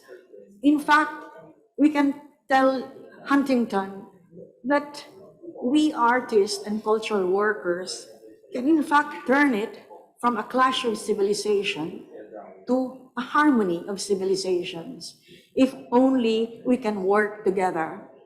In the Philippines, because of our colonial past, there is a very big gap among our Muslim population, the Catholic population, and the indigenous. And we artists should start trying to close that gap. One of the things that we're doing now is through theater. I would like to mention a play that we are now doing, Batang Mujahideen, which is about a child warrior, which has been done by Radio Balintatao, so that it's all over the country, it has been heard. And it is our attempt to close this discrimination, this culture of discrimination that is prevailing in our hearts and minds. But we also hope to extend it ASEAN-wide. We're known in ASEAN as very multicultural. Unfortunately, what has happened in Myanmar or Burma, which has recently been declared as genocide, brought about our Muslim community in Myanmar as far as Bangladesh. ASEAN 10 is majority Muslim. We Christians are a minority. We hope that we can concretize what Mr. Tobias mentioned earlier, which is the promotion of respect. If we continue to respect each other's religion, each other's beliefs, each other's dreams, then we can continue to unify the ASEAN 10. And perhaps the Philippines could, if it is not already, bringing together like-minded and like-hearted artists to really work on workshops for victims of natural catastrophe like COVID or in matters of war. We can continue this and maybe make it ASEAN-wide so that it can affect the almost 700 million population. Can you imagine if Christians or Catholics go to the Buddhist community, the Buddhist artists go to the Muslim community, and the Muslim artists also go to the Buddhist and to the Catholic communities. This, I think, is within the range and can be done by our artists and will make us really show that art and culture may not only be the center of conflict, but the future harmony in our area. Then may I, 2 months ago, only 2 months ago, I was watching the BBC, and there was this Black woman poet who said that the next ideology would be feminism. I said, why? And then she explained and she said that because feminism is a matter of equality and justice. So that made me start reading about feminism, which made me discover what novelist Alice Walker mentioned. She said, from feminism, it should be womanism. That is beyond gender. So that matters, racism could be tackled, class also could be tackled. Well, she also said that it is a matter of ideology. Recently, what has been happening in Europe made me think about ideology.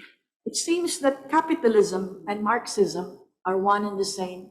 Their leaders commit the same abuses. Yes, what if the future would go towards feminism or womanism? I would like to share all those with you in your committee. Thank you. It is my privilege to become the commentator for the different talks this afternoon. As expressed by our resource speakers, the common issue is culture and the arts as the core of the development of peace in the world. Social justice must be the offshoot of this awareness in the culture and the arts. All these are to be incorporated in the different sustainable development goals that we are pursuing.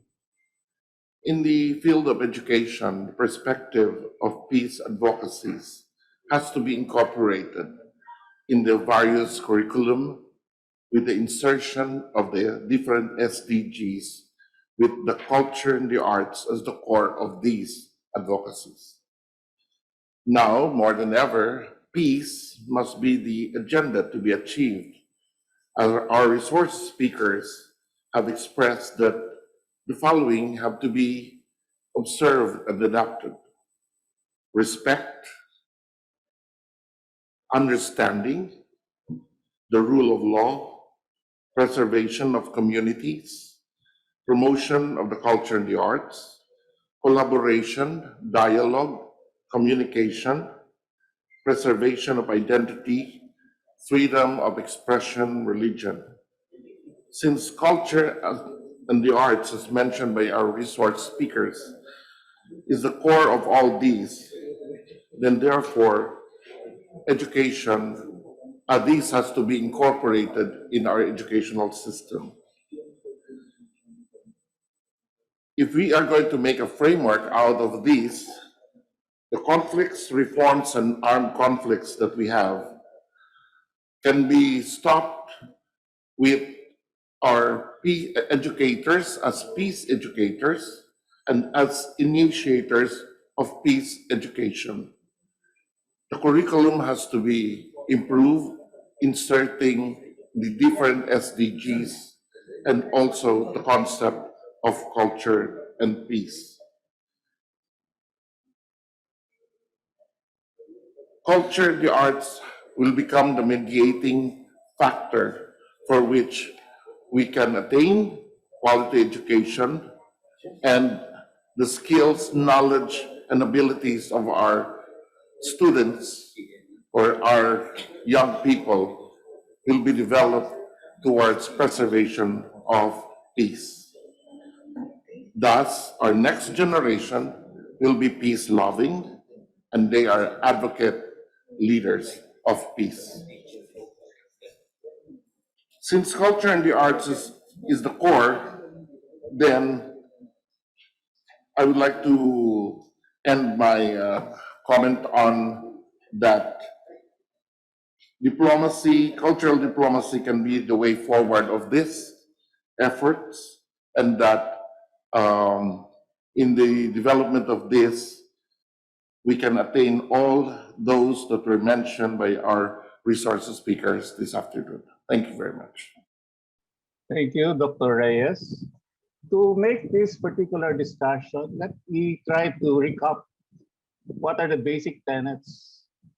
As been said, there should be mutual respect. And perhaps there we have known what we call the golden rule. Do unto others what you don't want to do unto you. Which means the universal language of humanity is love. But before you could love, in order to attain peace and to attain justice, there is such a principle or tenet that justice is the minimum demand of love. You could never say there is love without justice. And how to go to this justice? There could be certain laws or policies that would give welfare for the people. Otherwise, there is an injustice being committed either in your own country or in the other countries or in the world. Without respecting these rights, there can never be justice. And that would not tantamount to peace. That's why there's a big question. After 50 years, how come there is no peace in Mindanao, here in our country? It's only right now that Bangsamoro, the organic law, has been passed. And hopefully, the next president, after this election, would continue to attain the elusive peace. And this peace is being sought upon, not only here in the Philippines, not here only in Asia, in Europe right now, they're in Ukraine. And the president of Ukraine is calling the world and even asked the president of the United States to be the man of peace so that development would come in. Now, we still have around 30 minutes before we finish this session one. May we request some of the participants to have their questions so that the commentators and those resource persons who are around could make their reaction. Are there any questions from the participants? Yes, Ms. Ma'am Cecil. Yes, I'd like to thank our commentators to present very personal connectivity to the pathway towards peace, whether in our country or in Africa, and even what you say, beneficial today when there is really the angst of division. It was wonderful, for instance, that Serbia and Kosovo, which were divided from Yugoslavia, could join together in a common statement co-signed by them. So it is possible that you may have been enemies, but there is a way to bridge whatever is the difference.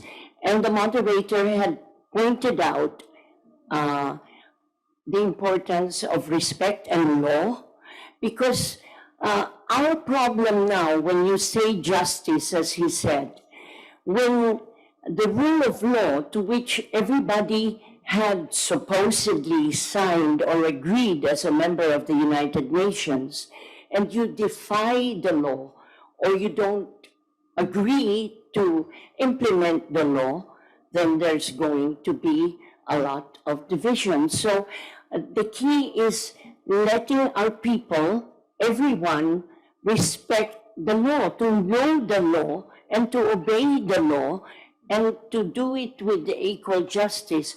For instance, we have Malu and Cecily, a very basic example. In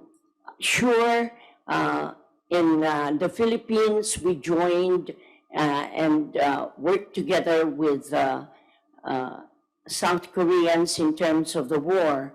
But it was through a kind of interaction among artists that we bonded strongly with Seoul and the Philippines in a very, let's say, a heartfelt way, not superficial, but there is a kind of a bond that has been established through artists. Malu, for instance, has been working on providing plays that depict the situation of conflict. And as we see in, oh my God, what's happening in broad daylight when you have children and women literally massacred by bombs. There is a rule. Cecily was worried about the atom bombs or whatever other annihilating bombs. And we have a UN program for disarmament, and yet it is not being followed. What can be done? And I think it's the voices of people. Look at what happened with Black Lives Matter. And the United Nations has declared a day against discrimination. In the Philippines, it should be Indigenous Lives Matter as well. So I think if everybody provides that common bond that lives matter, you don't destroy lives, but you affirm lives, and the artists are necessary components to provide that conscience. So I think if what we're trying to do when we hold or give the platform for action for SDGs communications, it's to harness artists, educators, communicators, scientists to be a creative army, to popularize all of these things. It's not connected with their lives. I mean, like Seoul is so brilliant now with their telenovelas. Can we go into an actual telenovela on the issue of war, how it affects people, and have all of the popular artists work it out? Our continuous songs, poetry, it will reach the heart and hit the mind. And that's what we hope all this gathering that we are undertaken can be noted with all of our countries together with a collective voice to understand culture as an essential ingredient. The moderator said, and everybody said, it's not just for entertainment, not just for after dinner relaxation, but it is an educational force to instill values. Corruption everywhere. If we just instill honesty is still the best policy, it's forgotten. People who are in political influence can defy the law, can escape prison by saying they have poor health or they have influence. Something has to be done, and it's us, the people, and it's the artists who can really hit the heart and the mind so that people will have the strength, like the president of Ukraine, to stand up for commitment and principles. Thank you. Okay. My question is, from any of the commentators, the international commentators, what would you peace from the perspective of your country and from the perspective outside? And how do you see the world today? Could that be achievable, or could only be for vested interest, and the more inequality would come in here in this world today? Okay, all right. I have just a one-word answer to that. And the word is education and understanding. We have to understand each other. We may have different cultures, but if we want peace and justice, we need to learn about each other. There has been a lot of misunderstanding between nations and tribes, and often these things have come up as a result of external influences. We have to understand that if we need to coexist, we need to learn about each other. And if we learn about each other, we'll understand each other. And from there, justice and peace will prevail. So how have you in Manila dealt with the issues of mental health when it comes to this regard? Oh, sorry. Okay. May I ask since we have panel of speakers and commentators, how about can Dr. Reyes or Mr. Commissioner Mando or any of the panelists around could answer that? One of the things that the NCCA started, and I think it has been pursued from the year 2011 or 2010. At the NCCA, during the time also of Mrs. Alvarez, we started having workshops for healing.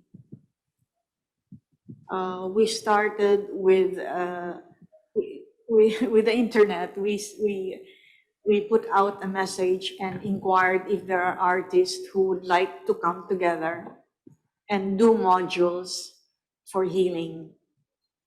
And we were able to gather artists among the Christian and then among the Muslim and also among the indigenous Filipinos. And give and take about 15 to 20, I think a certain group even reached 30. And they came together, that was way back in 2011, 2010. And they came together, no, from the different parts of the country. And we discussed, for example, the problem of natural catastrophe and man-made catastrophe. And together, they did modules in visual arts, in dance, in music, in theater, and came up with 3-day design workshops. And then some of them went to the communities nearby and tested it for victims of war, for example, in Mindanao, the children of the refugees, somewhere in Cotabato, they tested their module. And the children who they called themselves ninja because they were all covered and they were so afraid. At the end of the 3-day workshop, they were really so carefree, doing their dance, doing their music and all. I don't know if it healed them of their trauma during the conflict. And this was done in Visayas and also in Mindanao. And now we have these artists who are ready with their modules to go anywhere in the different parts of the country to help in the healing, especially in the mental healing of victims of natural catastrophe and war. Hello, I'm Frank Rivera from the Philippine Center of the ITI. We have done workshops for the people with disabilities who have always a tendency of hurting themselves. They have lost their confidence. And also, we have done workshops for people in prisons. And the results were okay. Their feeling of being a whole person comes back after the workshop. An example of that is one prisoner at the Muntinlupa Bilibid prison. He was before he was in prison, he was a magician. And we told him during the workshop, use your art in retelling your story and what you have learned from this story, from this workshop. And then we gave him 5 minutes to think it over of how this workshop would help him to become a better person once he gets out of the prison. And his art piece was mind-blowing. He had this toilet paper, tore it to pieces, and was telling this story that he was from a poor family, they could hardly eat, but then he knows that he has something in him that can change it. And what he thought was something not very good. The toilet paper, he ate them all up. And then it came out as a string like a rope, long, long rope. And he said, I used this for this crime. And he was in prison. And he thought the whole world turned him down. And then we gave him the workshop, and we gave him hope. We asked him to sing. We asked him to write, to recite a poem about his life. And then he came out with a box. And then he said, this is me after this workshop. And the box, he opened it, and out came out a kitten. And then he said, I will have 9 lives to save me when I come out of prison. And then he tore to pieces another set of toilet paper and put it in a bowl or in a box, and then stir it, and then try to eat them. And we see noodles. And he said, I can feed my family now that I am back with myself. So the arts can really help people to find themselves, to find their reality and their new beginning. Yes, Dr. Reyes. Yes, I would like to emphasize that the mental health is a serious matter in the academe now, especially that we are catering to thousands of students.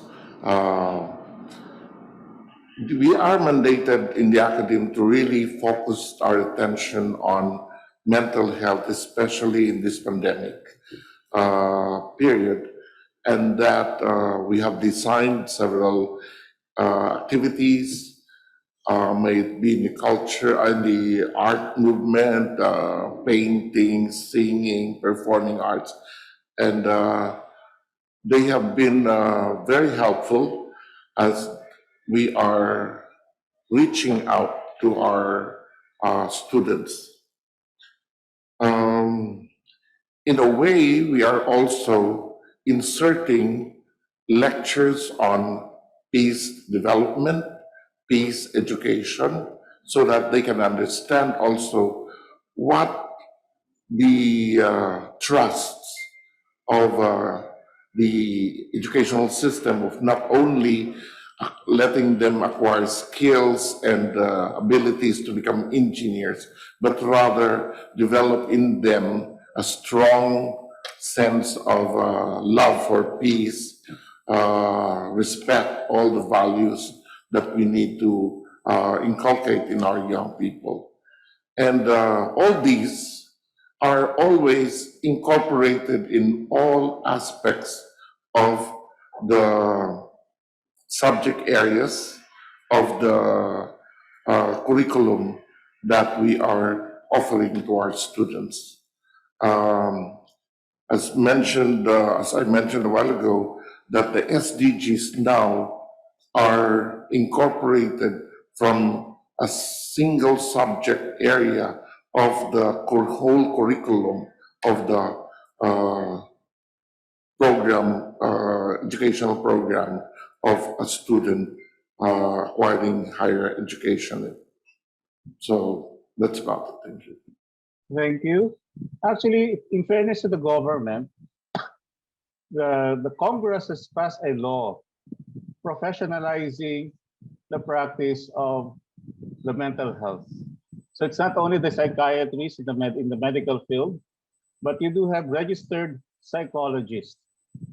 That's why nowadays, during these times of pandemic, the registered psychologists and of course psychiatrists are professionals. So they provide really actual training, and they really have these particular people who could really help the youth, particularly during this pandemic. Now, it's already 5:46. Now, to wrap up this particular first session, one of the speakers was saying, or our resource person, is the term Ubuntu, from no less than the granddaughter of Mahatma Gandhi. And she says, I am because of what you are. And this pertains to interconnectivity of people, regardless whether an African, European, Asian, we're all connected. But I'd like to add further, as a Catholic or a Christian, that all of us are made in the image and likeness of God. We have that dignity and integrity that this creation is for all of us. And with that, this particular session on session 1, we could have this particular elusive peace, that binding, that let us, of course, there's always problem, but we could always look above and see for ourselves that there is always hope. And the culture and arts is actually a tool because it uncovers and heals whatever the deep emotions, the deep trauma. That's why it is therapeutic. And because of this endeavor, the Philippines right now has this particular historical event to start here at PNU, this cultural this resiliency on arts. And without going, so we will now be preparing for the second session. And we like to thank everyone for participating. And are there any comments from the organizer before it's already 5:48? Because session 2 is about to come in. So we could have a break, a leeway, a transition, so that you could have your biometric break. You could drink water, or if there's a song that could be done for the 10-minute break before the 6 o'clock or the session 2. Thank you, Dr. Aldrin Sanchez, for moderating our first session. And that ends our first session, but definitely not our call for peace and social justice and the need to normalize it. Well, as mentioned by Dr. Aldrin, I think we will have for 5 minutes a bio break. Of traumas caused by COVID. At this juncture, here's a video to reflect for caring for the environment and fighting climate change. From Bohol Community of Artists, with casting singing directed by Gardy Labad. I am the Word, and by me you shall be. Be the womb and cradle, all-encompassing waters. Bear forth creatures, wild and free, let them be. Grandiose land, rise above the waters, harbor flora and fauna, countless and boundless. O mighty wind, breathe of life you shall bring. Let birds and bees take wings, make lively the world that fishes may thrive by your constant stirrings. Trees stand strong in your rhythm, and the fragrance of flowers be spread the world over. And make me a great ball, powerful fire. Let it shine so high to be the earth of happiness and wellness. Here is man and woman. Nurture them. Give them strength. Let them put to good use all the fruits and harvests. Let them bask in your bounty. Make mankind our masterpiece.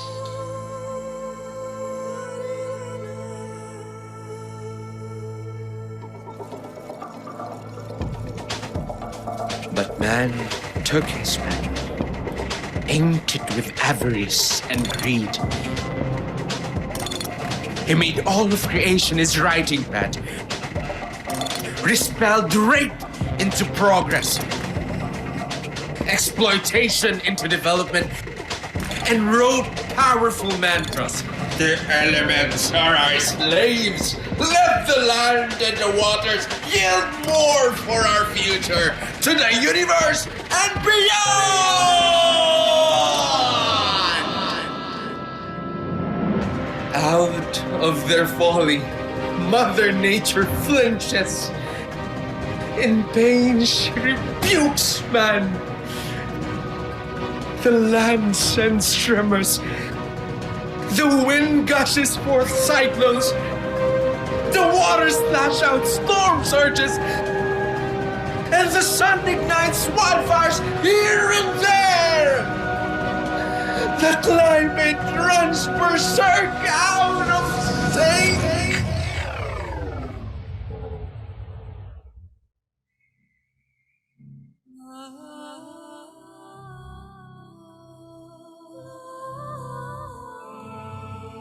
Paradise is dying. We need to wake the spirits. Man must repent, implore the elements to appease Mother Nature. Deities of the shorelines of life, today we dance. We offer atonement. Please heal our land. Heal humankind.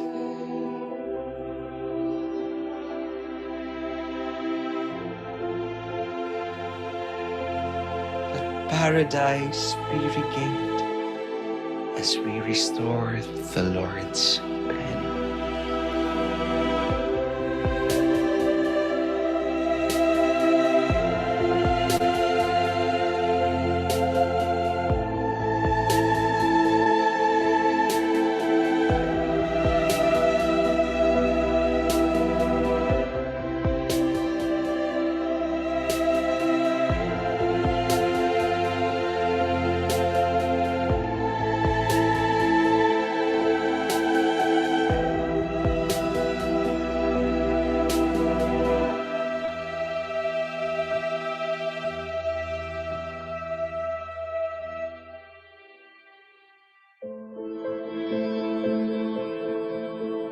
The video resonates the theme for our session 2, Environment and Climate Change.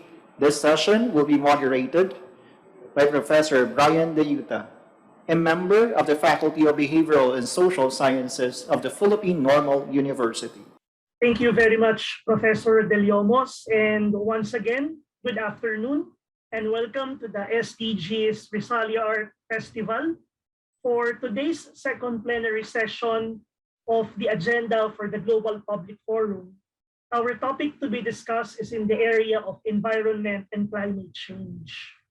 For many, a warming climatic system is expected to impact the availability of basic necessities like fresh water, food security, and energy, while efforts to redress climate change, both through adaptation and mitigation, will similarly inform and shape the global development agenda. The links between climate change and sustainable development are very strong. In the 2030 Agenda for Sustainable Development, member states express their commitment to protect the planet from degradation and take urgent action on climate change. The agenda also identifies in its paragraph 14 climate change as one of the greatest challenges of our time and worries about its adverse impacts undermine the ability of all countries to achieve sustainable development. Truly, the survival of many societies and of the biological support systems of the planet is at risk. This afternoon, I am very much honored to be with renowned climate protection advocates and environmentalists across the globe who will share their expertise and experience in taking urgent action to combat climate change and its impact in our environment. They are frontrunners in various international and intergovernmental forums for negotiating the global response to climate change. Our plenary speakers this afternoon are composed of the following. The founder of Grace Machel Trust from South Africa, none other than the widow of President Nelson Mandela, Madam Gracia Machel Mandela.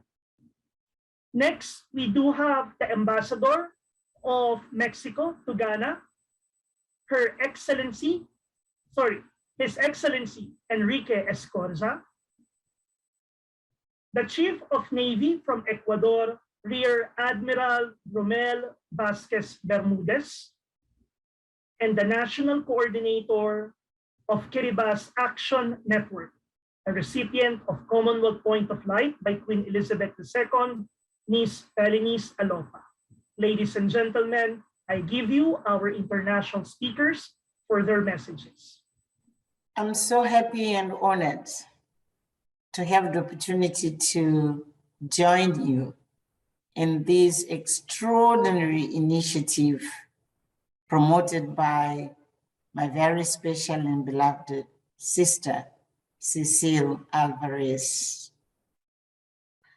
Our world has thrown millions and millions of people into extreme poverty. People trapped into armed conflict, into forced migrations, and marginalization of all kinds. Our world is crying desperately for healing. We have destroyed the best of what the planet has offered to us. We are confronted in amazement of how leaders of the world fail to understand that the planet is our home, but this home belongs also to new generations to come. We are in a world where a few are becoming extremely rich, while millions and millions are, as I mentioned, in desperation, in fact, without knowing when and how to get the next meal. We have women who are being brutalized by those once they have said they love them and they should protect them. I could go on and on and on. And all this inequality, injustice, extreme poverty, conflict has been exacerbated by COVID-19. These are bad news, but the good news is whatever are the challenges we are facing today are man-made. It is our making. Therefore, we have the power to reverse, to rebuild, to renew, to reconstruct, and really to make of what God has given us the best gift for us, to give life of dignity for every single human being on earth. I really applaud this initiative of bringing the best of artists, of activists, joining decision makers to pause and reflect and to seek for renewal, to seek for the best which is still in us as humans to offer to one another in solidarity. I wish you really days and days of reflection, of commitment, of joy, and I'm hoping that at the end, your voices will be listened high and loud by those who have the power to lead the change.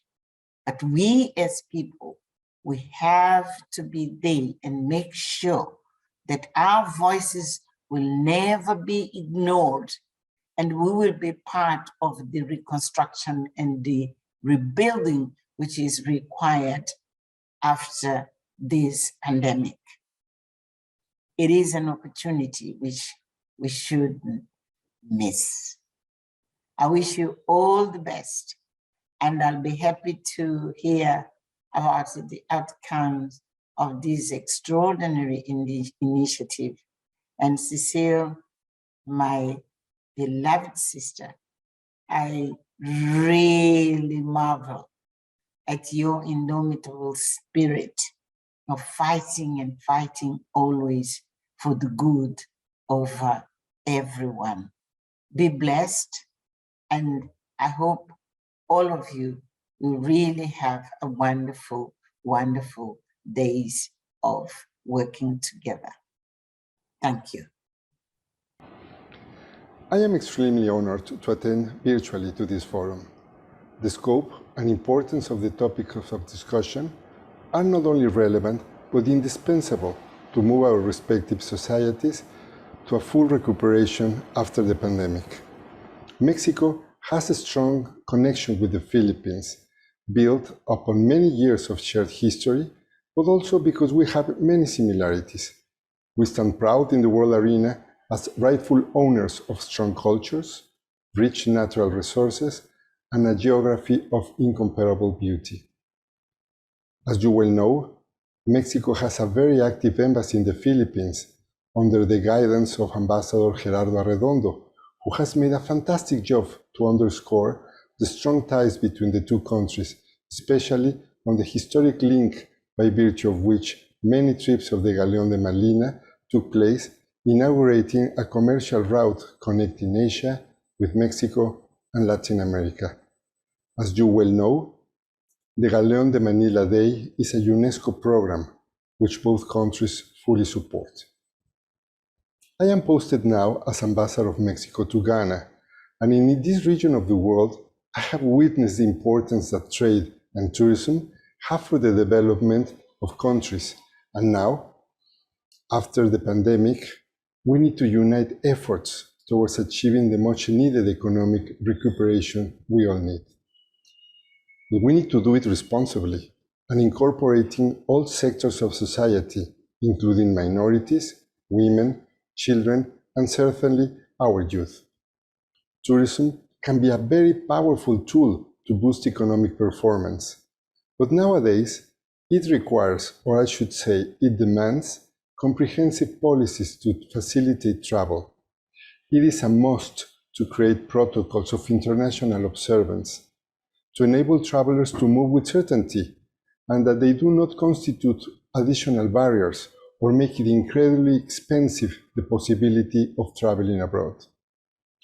We have seen the tremendous distortion created after COVID-19 in the international movement of people, and the tragic consequences for many families that depend upon the tourism industry. Mexico, as one of the most attractive tourism destinations in the world, is pushing forward new and ambitious strategies to bring the industry back to pre-pandemic levels. I am certain that we need to work collectively to exchange experiences, best practices, and doing all at our reach to ensure that our countries develop at its fullest their tourism capacity. I see here in Western Africa the tremendous potential of tourism and the value of such activity to move people out of poverty. The world is a very small place, and we need to make it accessible, the ability of individuals to travel and to know the many wonders that the world has to offer.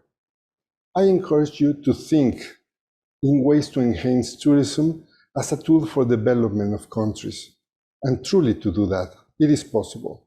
And I do believe that it is possible if we understand that many things change after COVID, and therefore we need to adapt and to meet the new challenges without hesitation. Creativity, imagination is a must in the world we're living in. And I'm pretty sure that the meeting of the minds that you are proposing here today will achieve such result. Thank you very much, and I hope that you enjoy the rest of the event.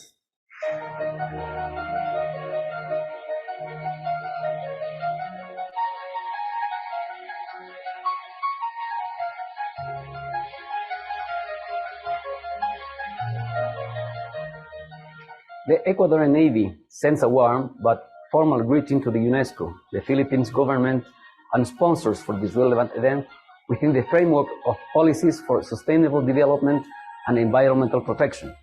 We reiterate our commitment to the Galapagos Marine Reserve, declared a World Heritage Site since 1978, and its importance was reaffirmed at the 26th Conference of the Parties to Climate Change, COP26, held in Glasgow, Scotland.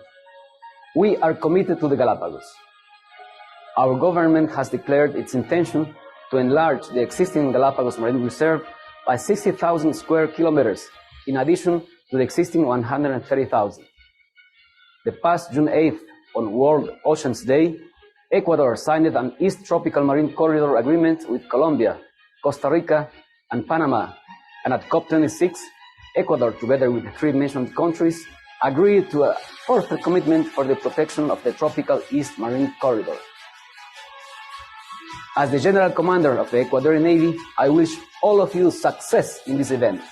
I know that the outcome will turn in favor of public policies that encourage us to keep improving the oceans and environmental protection standards in the world.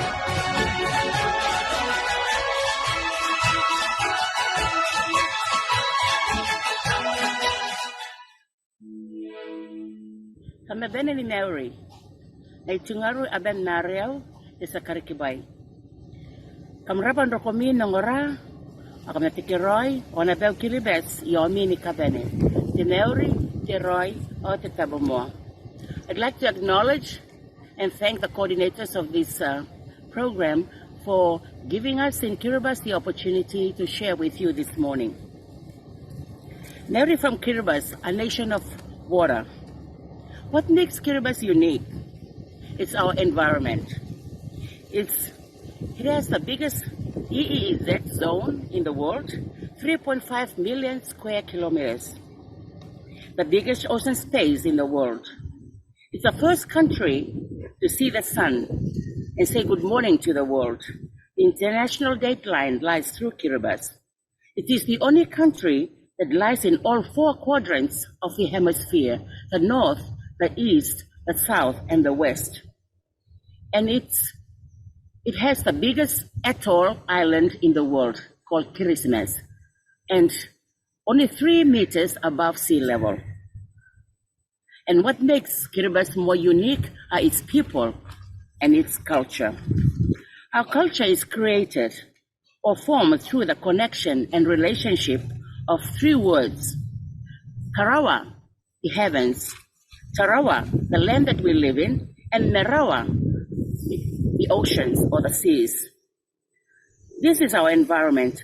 Humans, animals, plants, and all creatures that live on these 3 have survived over thousands of years, creating their way of life, their norms called culture, and our identity. Our dance and songs are part of this culture. All our dance and songs tells us stories of everything related to our environment and how we see the world around us. Our emotions, values are expressed in our songs and dances, our skills and arts. But today, we are singing new songs relating to the cries of our motherland because of climate change. We are singing of lands eroding away. We are singing of rising waters. We are singing of rising temperature. We are singing of our fight to stop climate change. We are pleading to developed countries to help us. This is not acceptable that people in Kiribati are losing their land, drinking brackish water and food, getting sick, or are being displaced.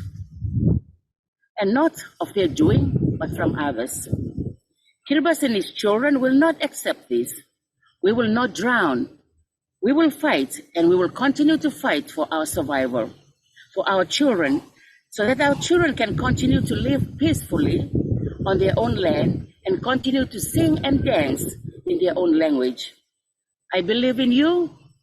Like Mr. Fuller said, we are called to be architects of the future, not its victims. So let's stop climate change. Thank you. Thank you. So those are our international plenary speakers. And just this afternoon, I was reminded that Kiribati should not be pronounced as Kiribati, but rather as Kiribati, the only country that lies in 4 quadrants of our continent, of our world, and the first to see the land. Thank you to our plenary speakers internationally. And at this juncture, we are also delighted to have one of our outstanding senators. She chairs the Committee on Environment, Natural Resources, and Climate Change from the Senate of the Philippines. Ladies and gentlemen, let us welcome Honorable Senator Cynthia Villar. I commend Ms.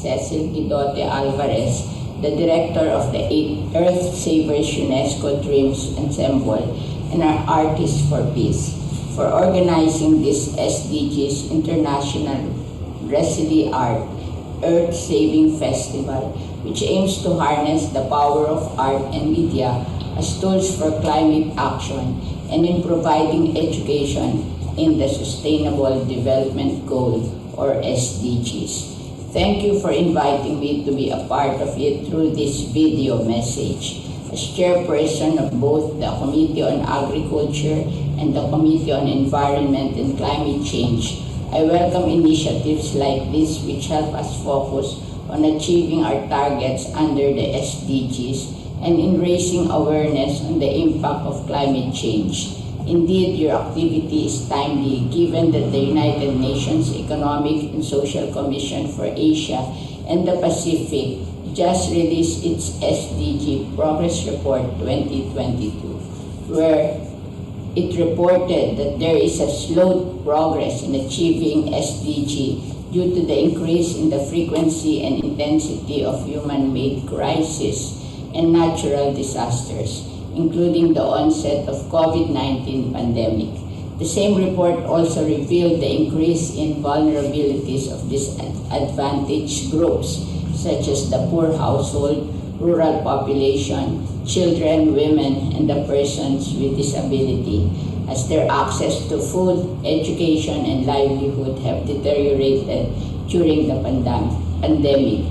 Further, the report said that there has been regression on achieving responsible consumption and production and in climate action under SDGs number 12 and 13, respectively. While we may be at the tail end of the pandemic, with majority of the people having received vaccination, we realize that we still have to brace its adverse consequences for many years ahead. Thus, all stakeholders, both from the public and private sector, must earnestly work hand in hand to arrest the regression, and this Resili Art Festival is a good way to rally people and communities towards the SDG and in preparing them to be climate resilient. Thank you for this inspiring work, and we wish you to have a most productive festival. God bless and stay safe. To our distinguished guests, heads of offices, our organizers, and participants, a pleasant day to all of you. It is an honor to join you in this year's Sustainable Development Goals Resili Art Festival and Forum for Health, Peace, and Climate Justice.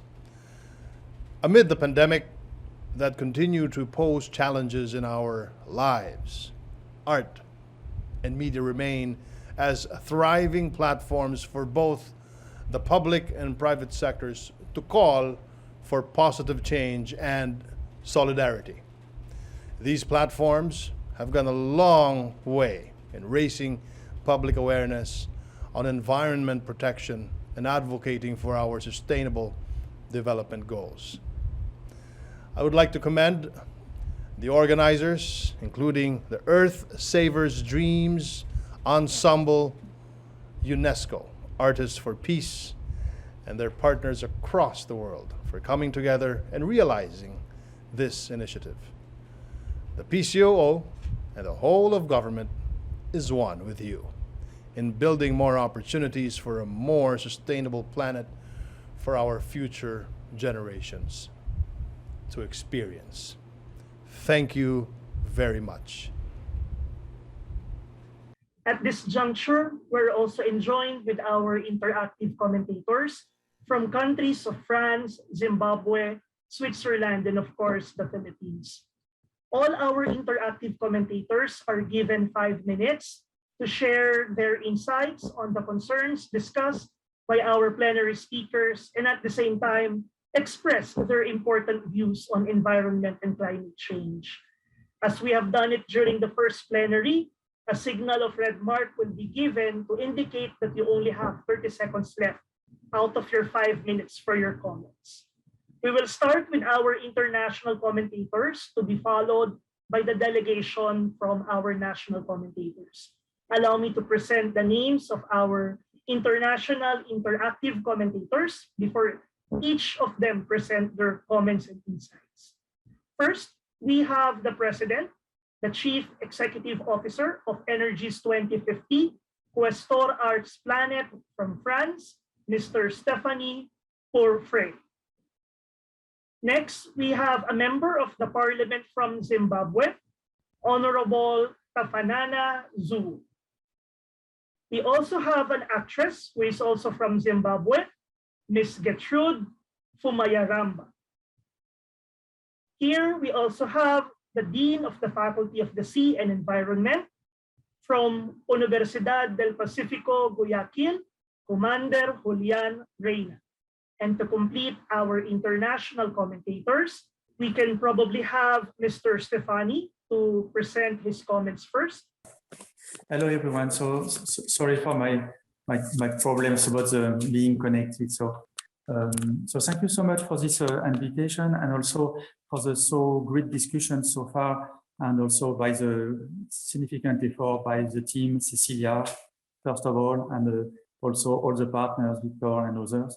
So maybe just to jump back to the discussion about climate and also environment. So I think we are facing something which is quite contradictory, because as we are all humanists here, we all hope that something as a common sense will rise our concern, and at least will allow a better, let's say, sharing about responsibilities and also consequences, and why not about rebuilding a common perspective, you know.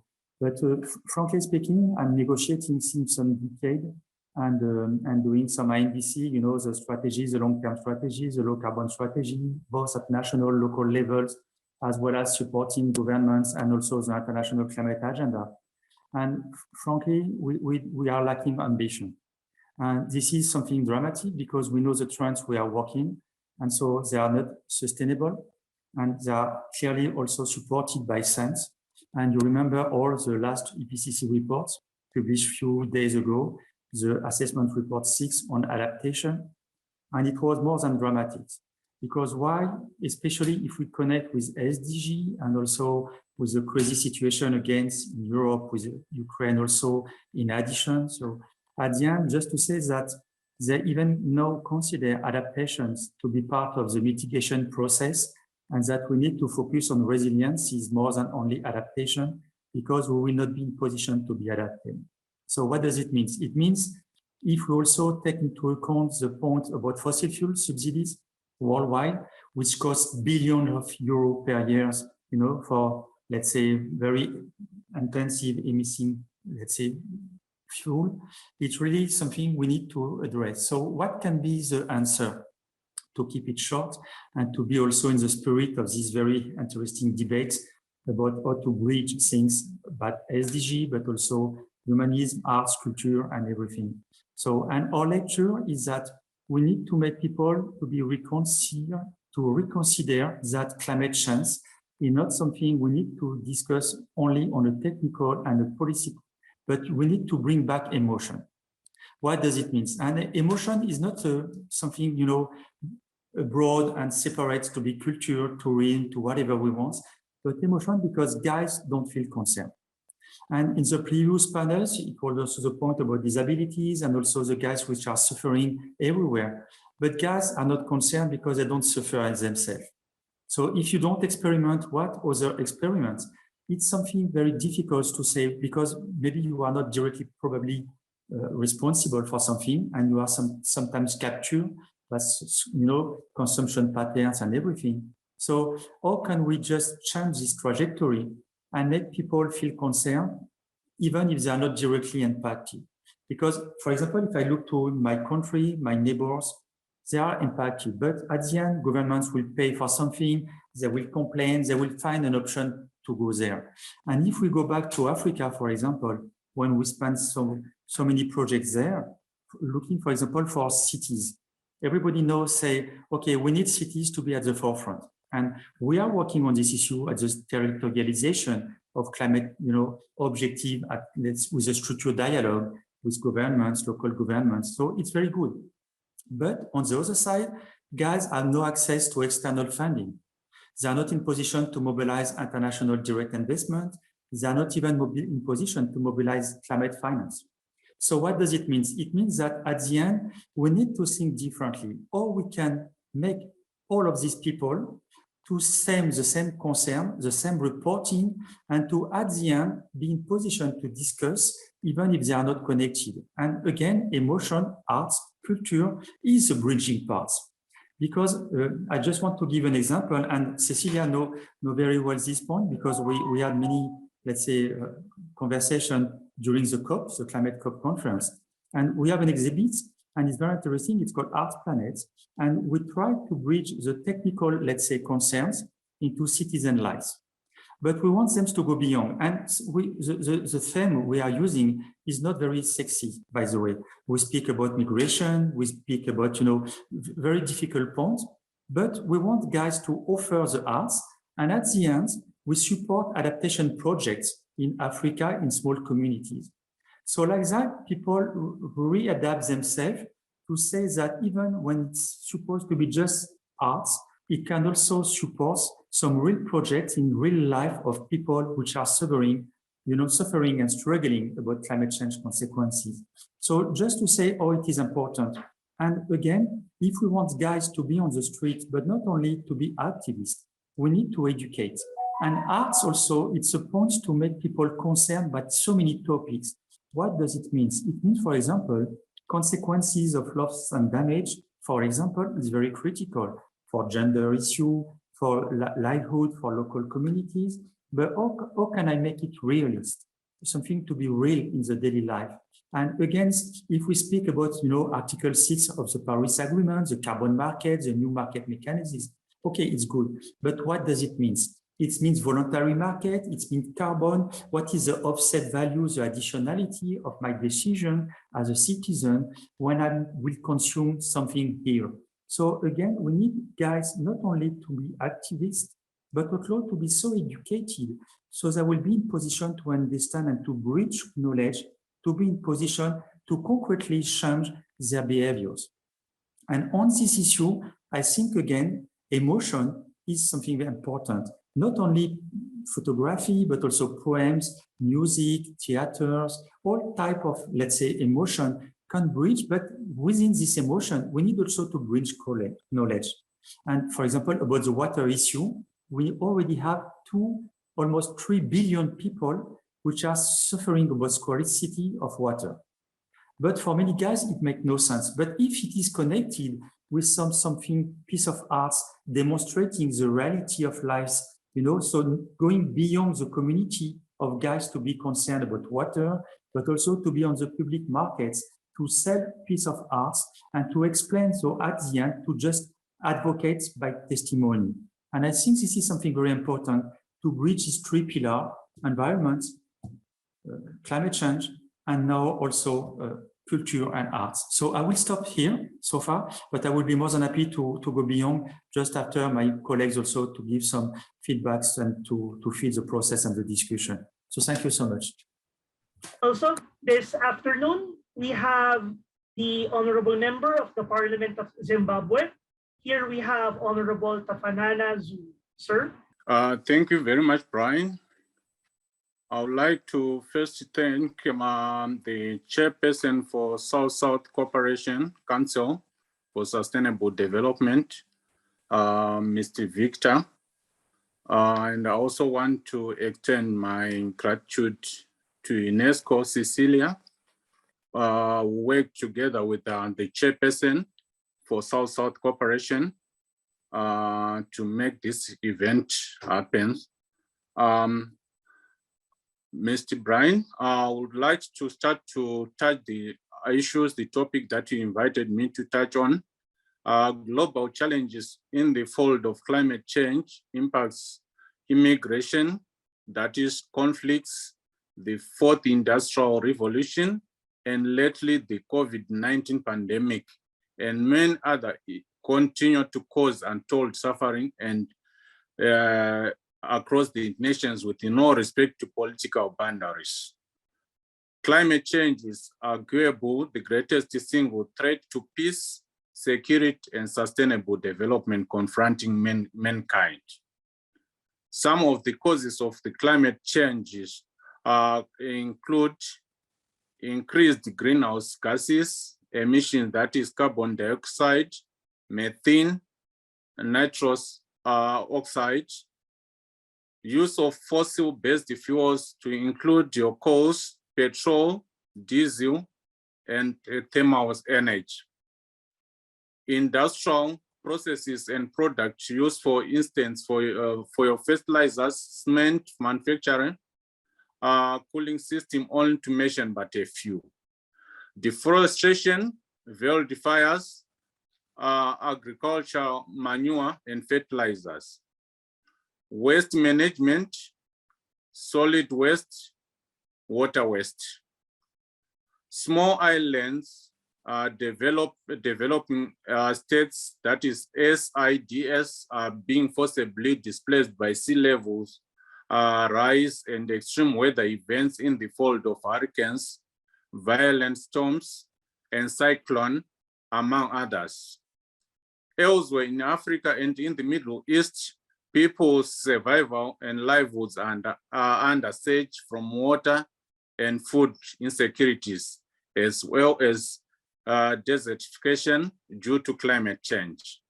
Of note, 5 of the warmest years on Earth have been recorded between 2015 and 2019, with temperatures in countries like India soaring above 50 degrees Celsius, and catastrophic heat waves being experienced in some parts of Europe, that is Spain and France. To that end, climate change impacts are already being felt in all sectors, to include agriculture, energy, tourism, health, but to mention a few. Intergovernmental Panel on Climate Change, IPCC, has warned that the current national determined contributions, NDCs, by nations are not ambitious enough to avoid the looming climate crisis beyond 2030. Climate change impacts disappropriate affects individuals and nations. The women, the youths, indigenous communities, and the disabled are among vulnerable and at the greatest risk to climate change impacts due to their sensitivity to climate alterations and their low adaptive capacities. Current climate change impacts confronting mankind today are as a result of the industrialization by developed countries who amassed wealth by burning fossil fuels into our environment.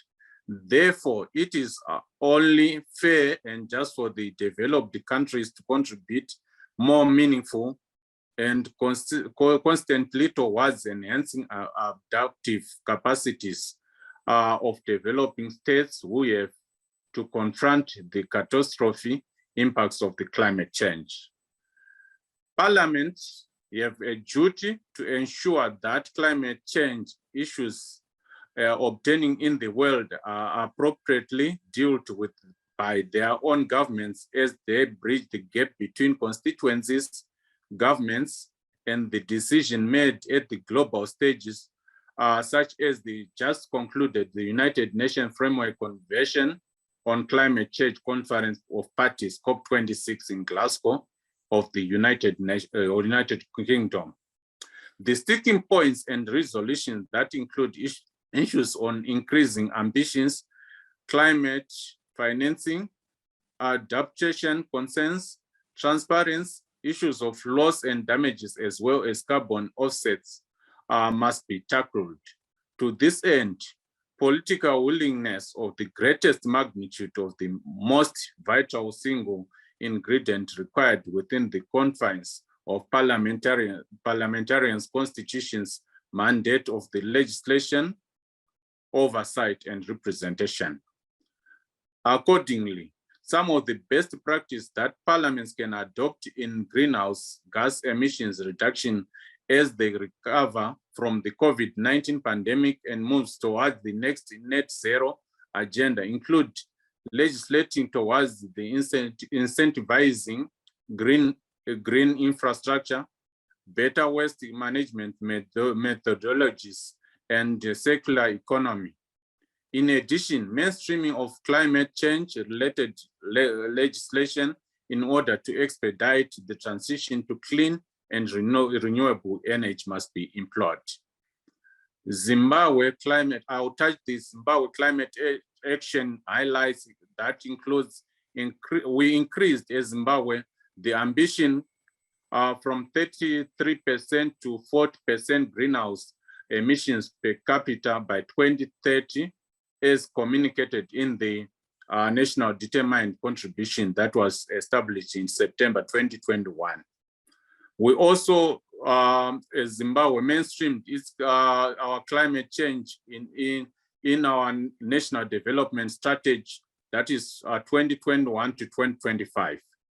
Zimbabwe also launched its National Climate Change Climate Fund, that is NCF, in 2021. The country is implementing the Low Emission Development Strategy, that is LEDS.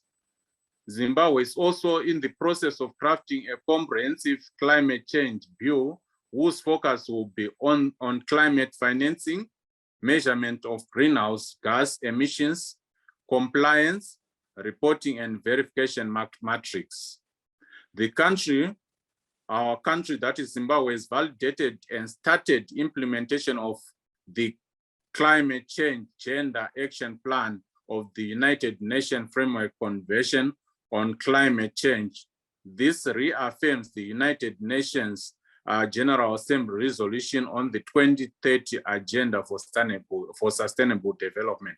I thank you.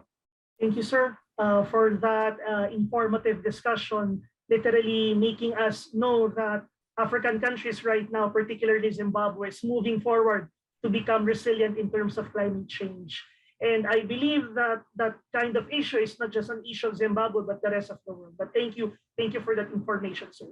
And also this evening, we are joined with an actress who is also from Zimbabwe to give us a further discussion on the issue of climate change and environment.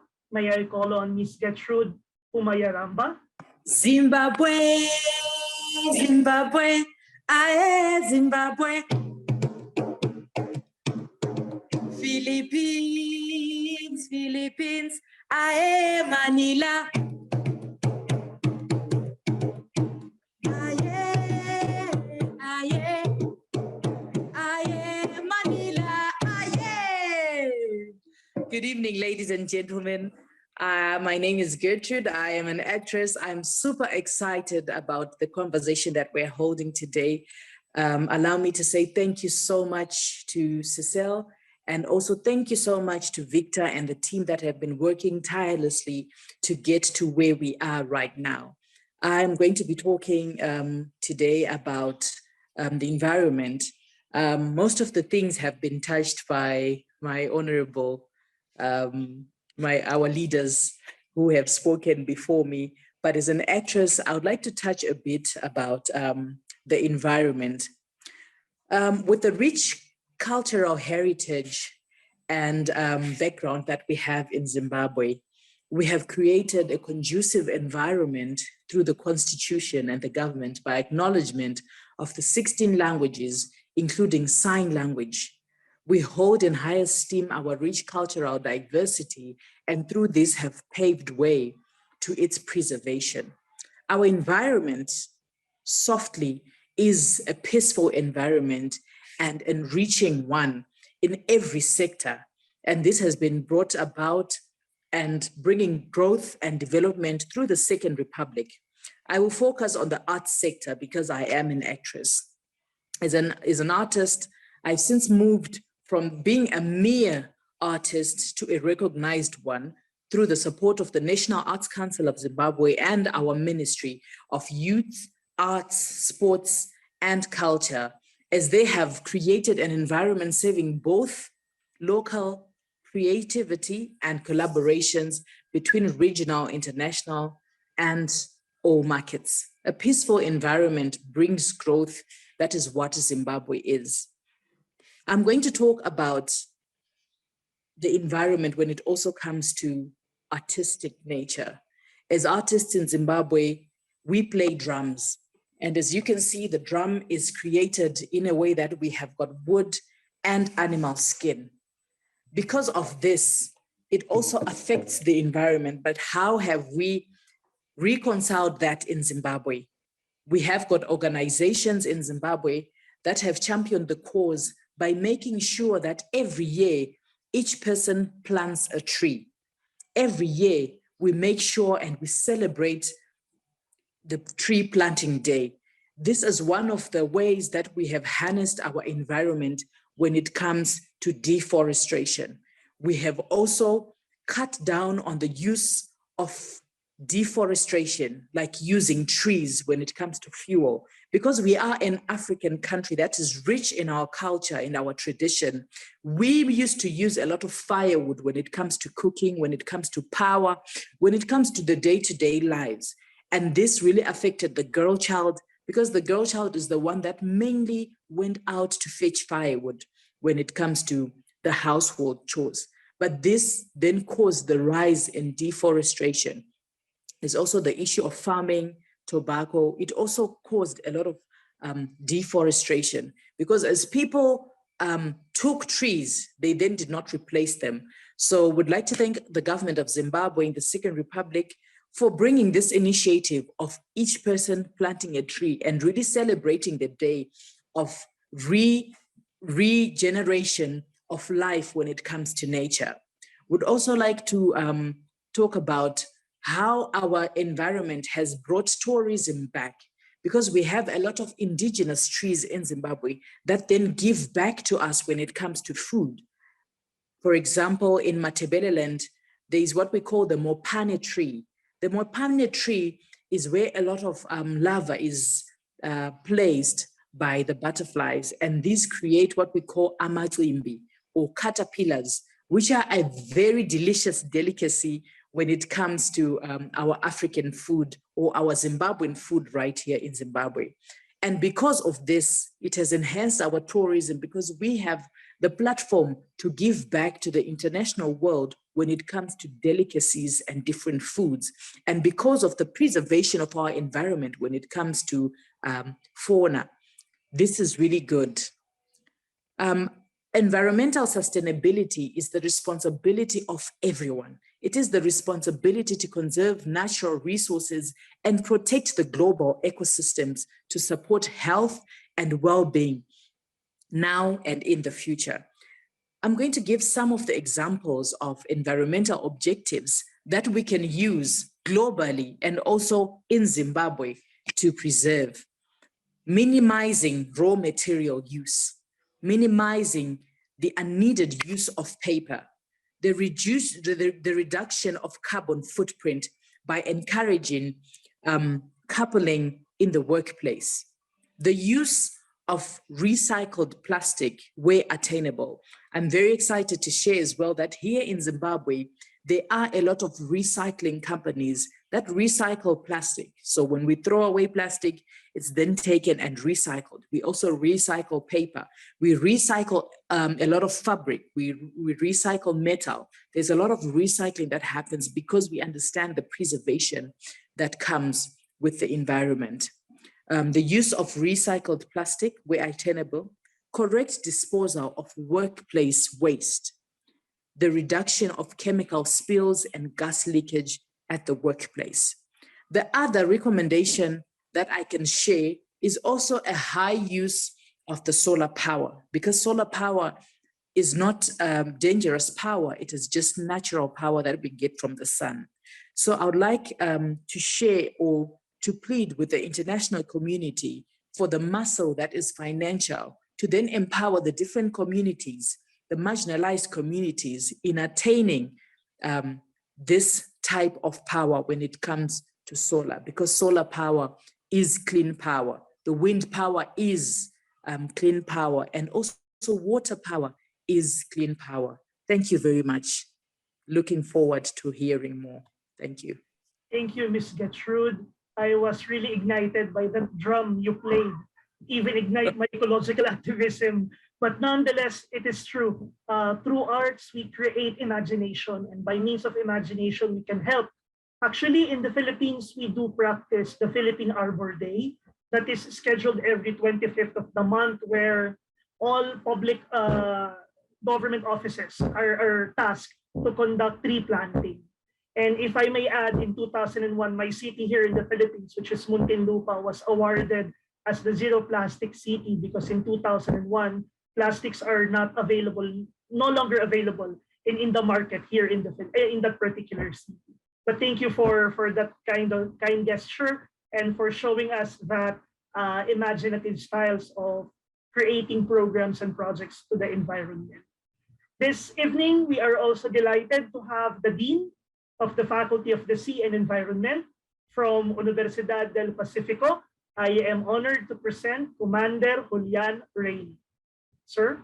Thank you very much. On behalf of Madam Sonia Roca, Chancellor of the University of the Pacific in Ecuador, I thank to the government of Philippines, to the city of Manila, to UNESCO, to the Philippine Normal University, to distinguished Madame Cecile Guidote Alvarez, UNESCO Artist for Peace and President of the International Theatre Institute, and to distinguished Dr. Victor Sebek, Chairman of the South-South Cooperation Council, for inviting us to participate in this important SDG Resilient Festival, Forum for Health, which has been programmed to focus in peace and climate justice as a healer of traumas caused by COVID. It has been established in the 2020 report of the Strong Project from the Permanent Commission for the South Pacific, CPPS. Here I want to clarify that the Southeast Pacific Ocean region is loosely defined as the eastern side of the South Pacific Ocean shared by Colombia, Ecuador, Peru, and Chile. The Southeast Pacific region is characterized by 1, high primary productivity, 2, by high level of species endemism, 3, by submarine volcanic ridges with a high density of hydrothermal vents and seamounts, and 4, by upwelling, such as the Humboldt Current of the coast of Chile, Peru, and Ecuador, which produces around 10% of the global fish catch and yields more fish per unit area than any other region in the world. The Humboldt Current system is the most productive marine ecosystem in the world in terms of fish count. However, according to climate scenarios, the frequency and strength of El Niño phenomenon is projected to increase every year. At the same time, global models predict that climate change can shift the Humboldt Current system out of its favorable state in terms of fish productivity and could lead to a moderate decrease in catch potential by 2050 and 2095 from minus 1.6% to minus 3% for Chile and approximately from 0% to minus 7.6% for Peru. At the CPPS region, we are highly concerned about this scenario and recognize that we need to conduct monitor, control, and surveillance activities to tackle an increasing number of multifaceted challenges such as contamination and illegal waste disposal, natural disaster, and illegal, unreported, and unregulated fishing, IUU. At the end, this case results in just an example of what is happening around the world with our oceans. That's why I want to highlight the importance of the SDG number 14, submarine life, that UNESCO and the Intergovernmental Oceanographic Commission have proposed to United Nations as part of the Sustainable Development Goals. Marine scientific research results so important that not to conduct it, not to understand the seas, becomes probably the most dangerous threat for Earth's species survival, even worse than a nuclear war. I know you can think I am exaggerating, but I'm going to explain why I am making this catastrophic affirmation. Nuclear weapons are designed to explode with an enormous amount of energy in milliseconds, covering tens of square kilometers. And nature can respond really slow to those processes and fast changes. It is going to need decades, maybe centuries, to recover the environment, as we have experimented in Chernobyl's disaster. Now, can you imagine what will happen when we damage not tens of square kilometers, but the 72% of the surface of the Earth? And we don't destroy it in milliseconds, but in centuries. Ocean covers the 72% of Earth's surface and has resisted centuries of fishing devastation, waste pollution, contaminated river waters, and CO2 absorption. By the way, saving us from dying poisoned by breathing these greenhouse gases. Nature is going to need millions of years to recover from our long and tough punishment to our oceans. Now we can see clearly that the main threat to humanity is not to pay attention to our oceans. There is our water, there is our food, there is our oxygen, there is our air thermostat, there is our life cradle. It will take millions of years to the nation to recover the oceans. Unfortunately, we humans don't understand it. For example, recalling that this forum has been taught for health, peace, and climate change, and as a healer for trauma caused by COVID, which has been a great idea. However, I can assure you that probably the least studied environment for COVID development during this pandemic was the ocean. If Madame Cecile Hidate Alvarez allows me, with all my respect, to borrow her wise words and paraphrase them, I will say that, open columns, I envision a world free from poverty, pollution, ignorance, injustice. This must be done through, I add here, marine culture, so that it is peaceful. We have to develop minds and hearts that care and share. Close columns. Thank you very much. Thank you very much, Commander Julian. Truly, good governance and enabling environment and proper human activities are needed measures in order to reduce the negative impacts of human activities to marine environment. Out of your discussion, sir, I better understand that changes in and improvement in the control of human activities are really necessary to manage the use of our oceans and marine resources. Thank you very much, sir. And also, this evening, I am very much glad and delighted to present and to complete our international commentators. He is the founder of Environmental Mobility Research Unit from Switzerland. Here we have Mr. John Marazita. Sir? Okay, good afternoon, friends and colleagues. It's nice to see all of you together. A warm magandang gabi to our hosts in the Philippines. How can I follow such an amazing group of panelists? Like the rest, I'd like to thank Cecile and Victor for putting this together and for inviting me and to bring in the small island perspective. So climate change, it impacts all of us.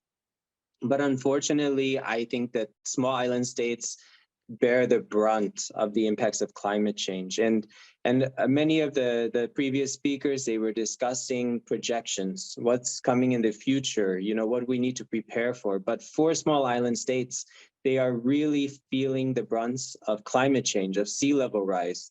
And I'd like to give you a couple of tangible examples so that you can keep in your mind. In 2015, for example, there was Cyclone Pam. Perhaps many of you remember this time. Cyclone Pam devastated the island country of Vanuatu.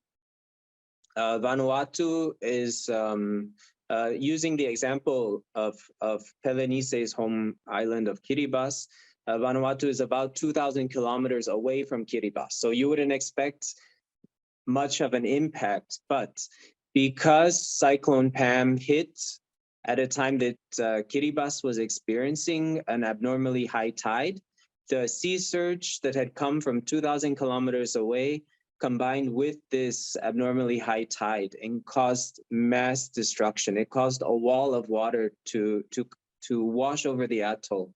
It destroyed infrastructure, it destroyed hospitals, homes. The country was unable to function for several weeks as it rebuilt.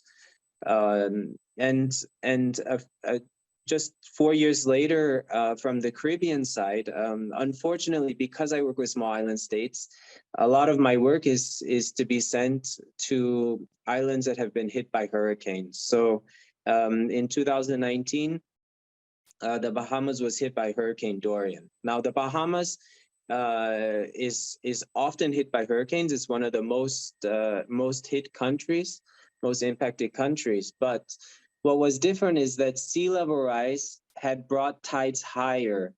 And as Hurricane Dorian swept across the Bahamas, there was also an abnormally high tide. And as the sea surge mixed with this abnormally high tide, there were 60 lives lost. Now, I know that it's quite common in the Philippines and East Asia to have casualties after tropical cyclones, unfortunately. But the Bahamas, it had really been 60 years since there was mass casualties from a hurricane. So this was something entirely new. They didn't know how to react. The people didn't know how to react. They had the storm above them, a Category 5 hurricane, and they had the sea surge and high tides coming in from below up to several meters high. And unfortunately, many lives were lost, and there's still not a way to rebuild from this. So from this context, small island states have been considered vulnerable, and donor partners are investing a lot of money into infrastructure. But in the media, these small island states are often seen as victims, as future climate refugees, as people who will have to leave their country. They're living on borrowed time. And what happens when your people are considered a victim? You know, your country cannot get investment. Your whole life is put onto hold because you don't know where you're going to go. And in the past few years, as you hear from Pelenice, small island states are starting to fight back from this narrative. They're starting to look into their local and indigenous knowledge to see how their ancestors responded to disaster. Because in Kiribati, for instance, the settlers have lived on the islands for 2 millennia. They have witnessed extended periods of droughts, abnormally high tides, and they have even coined this term king tide, which you may hear associated with Miami when they get flooded by high tides. But this was really coined by the Pacific Islands. And they have their own ways to react, and they have their own ways to build around this. So although the urban center, for instance, in Kiribati was heavily impacted after Cyclone Pam and the sea surge, the remote islands that still live on traditional livelihoods, they were less impacted. They were able to rebuild quickly. They had support systems in place for displacement. And we have a lot to learn from this. I think that we need to keep in mind that the way forward for adapting to climate change, it's not only through adaptive infrastructure projects. In small island states, that's a lot of times seawalls, land reclamation, but the local communities need to be involved and share their knowledge. So this is, of course, South-North cooperation, but the next horizon for these communities needs to be cooperation with other islands. The South-South cooperation that Victor is really spearheading, and bringing together parties in the Caribbean, parties in the Amazon, parties in the Pacific coast of Latin America, in the Pacific Islands, bringing them together to share experience, to share knowledge, to begin building knowledge around environment in their own way and on their own terms, so that they're not seen as victims, but they're seen as warriors, as resilient communities who are there to fight, who are not going to give up and leave their country, but they're going to stay and fight. So I think with that, that's my comments. So I thank you and look forward to the further discussion. Thank you, Sir John. Indeed, sir, disaster risk reduction is an integral part of social and economic development. And if a country would want to go for sustainable development in the future, this area should be taken into account. Actually, also, sir, may I add, in 2010, with the passage of Philippine Disaster Risk Reduction Management Act, it played a crucial role in shifting our country's focus from disaster response to a more proactive disaster risk preparation, knowing that the country is being visited by 15 typhoons a year. Nonetheless, thank you for that, sir. And of course, this evening, we are also delighted to be joined by our national interactive commentators.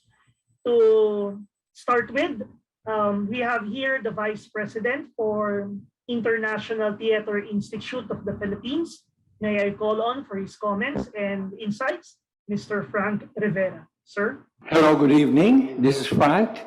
The SDGs may just be the only bridge that can save us, that can save the world from the inevitable. We have overused and abused every resource the earth has generously provided us. And we are now paying the price that we can no longer afford. What a wonderful idea that the United Nations have come out with the Millennium Development Goals that have evolved into the SDGs. The Philippine Center of the UNESCO ITI Earth Savers, headed by Cecil Guidote Alvarez and former Senator Jose Lina, advocates the SDGs with the Pixel Earth Media Recharge team headed by CJ Andaluz that have gone around the countryside to promote the SDGs.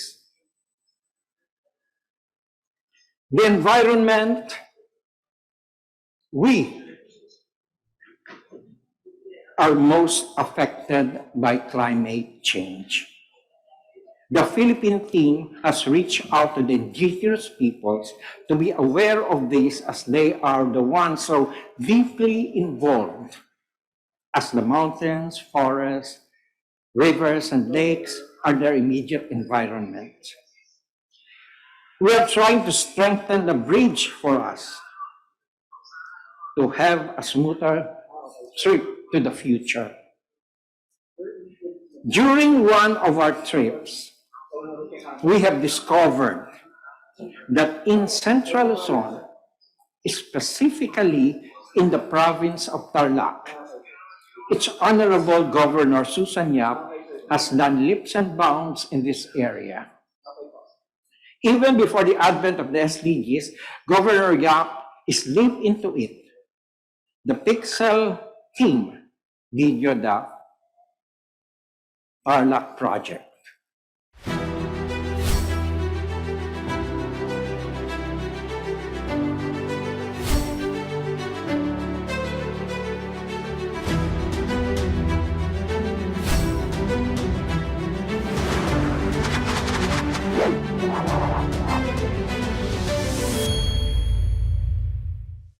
Maunlad na bayan, progresibong lalawigan, serbisyong maaasahan, serbisyong mayap, tatak Tarlac. Ang Sustainable Development Goals o SDGs ay mga global goals na mahalaga para makamit ang sustainable development sa mga bansa.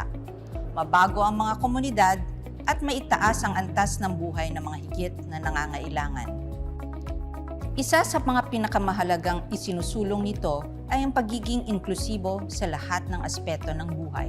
Dito sa lalawigan ng Tarlac, lubos naming naiintindihan at pinahahalagahan ito, hindi lamang sa pagkamit ng economic progress, kundi para na rin masiguro na ang bawat Tarlacenyo ay may access sa basic needs at mga oportunidad na magpapatibay sa kanila at magbibigay ng kumpiyansa sa kanilang sarili para mapaghandaan ang kanilang kinabukasan.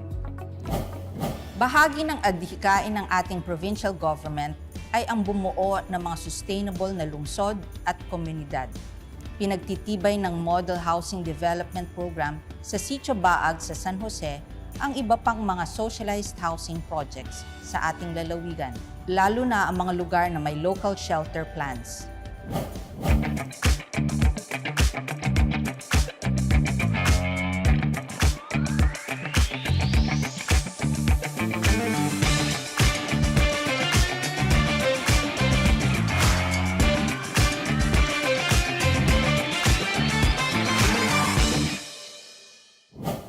Ngayong araw, tutungo tayo sa bayan ng San Jose.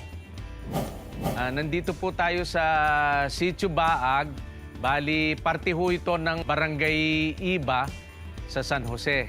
14 na bahay po ito na ipinamahagi sa mga katutubo natin, indigenous people.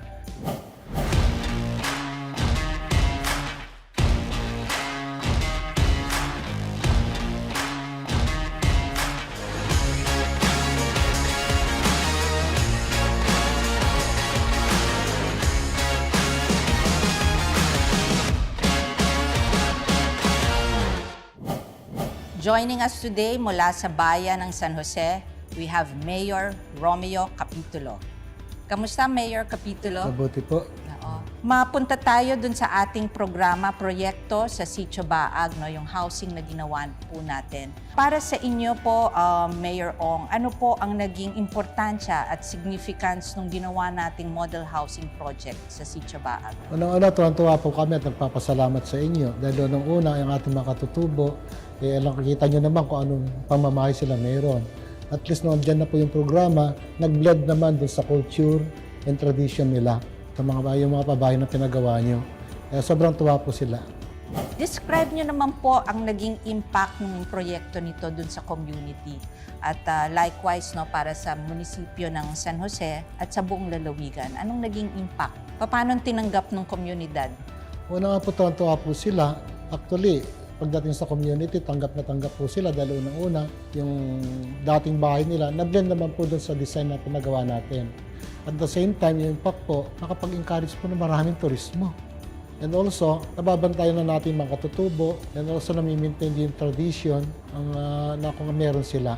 Beneficiaries po nitong project po natin na ito ay ang mga IP community dito sa Sitio Baag, mga Aita po, na sasakop po sa Abiling Tribe.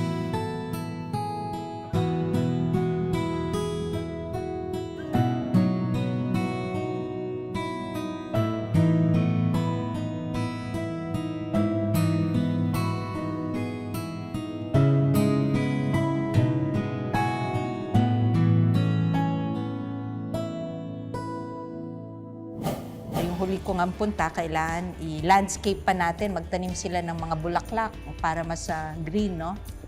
Tama po. Magiging center of tradition and culture na nila yung lugar. Maganda itong lugar at maganda po ang klima dito. Maaliwalas, hindi polluted, magiging ano pa ito, tourist spot. Maraming salamat, Mayor, sa lahat ng mga insights mo at shinare mo sa atin ngayon tungkol sa iyong napakagandang bayan ng San Jose. Napakaganda po yung live program. Ginagawa po natin yearly yan, in spite na may pandemya tayo, pero nagagawa natin maayos para to show the tradition and also the culture of Tarlac. And also to show also yung beauty and simplicity ng San Jose. Talagang simply natural San Jose. Sustainable cities and communities, the housing project in Sitio Baag, San Jose is one of Tarlac's sustainable development goals, realized and achieved through good governance and world-class service.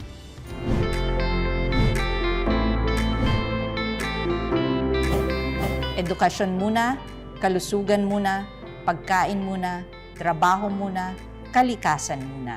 Pag maunlad ang bayan, siguradong progresibo ang lalawigan. Mula sa pamunuan ng pamahalang panlalawigan at mga bayan ng Tarlac, ako po si Governor Susan Yap, naghahatid ng serbisyong mayap, Tatak Tarlac.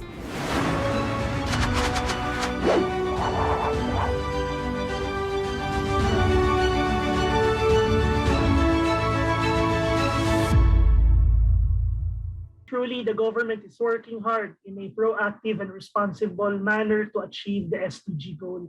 So this evening, we do still have some of our commentators. May I call on a composer, painter, Earth Savers actor, and the director of the Handicapable Artist from the Philippine International Theater Institute to give his insight, Mr. Eduardo Pagayo. My part of this that I can talk about is the recent project that we did with SDGs, ITI, UNESCO, Earth Savers, Nursery Arts.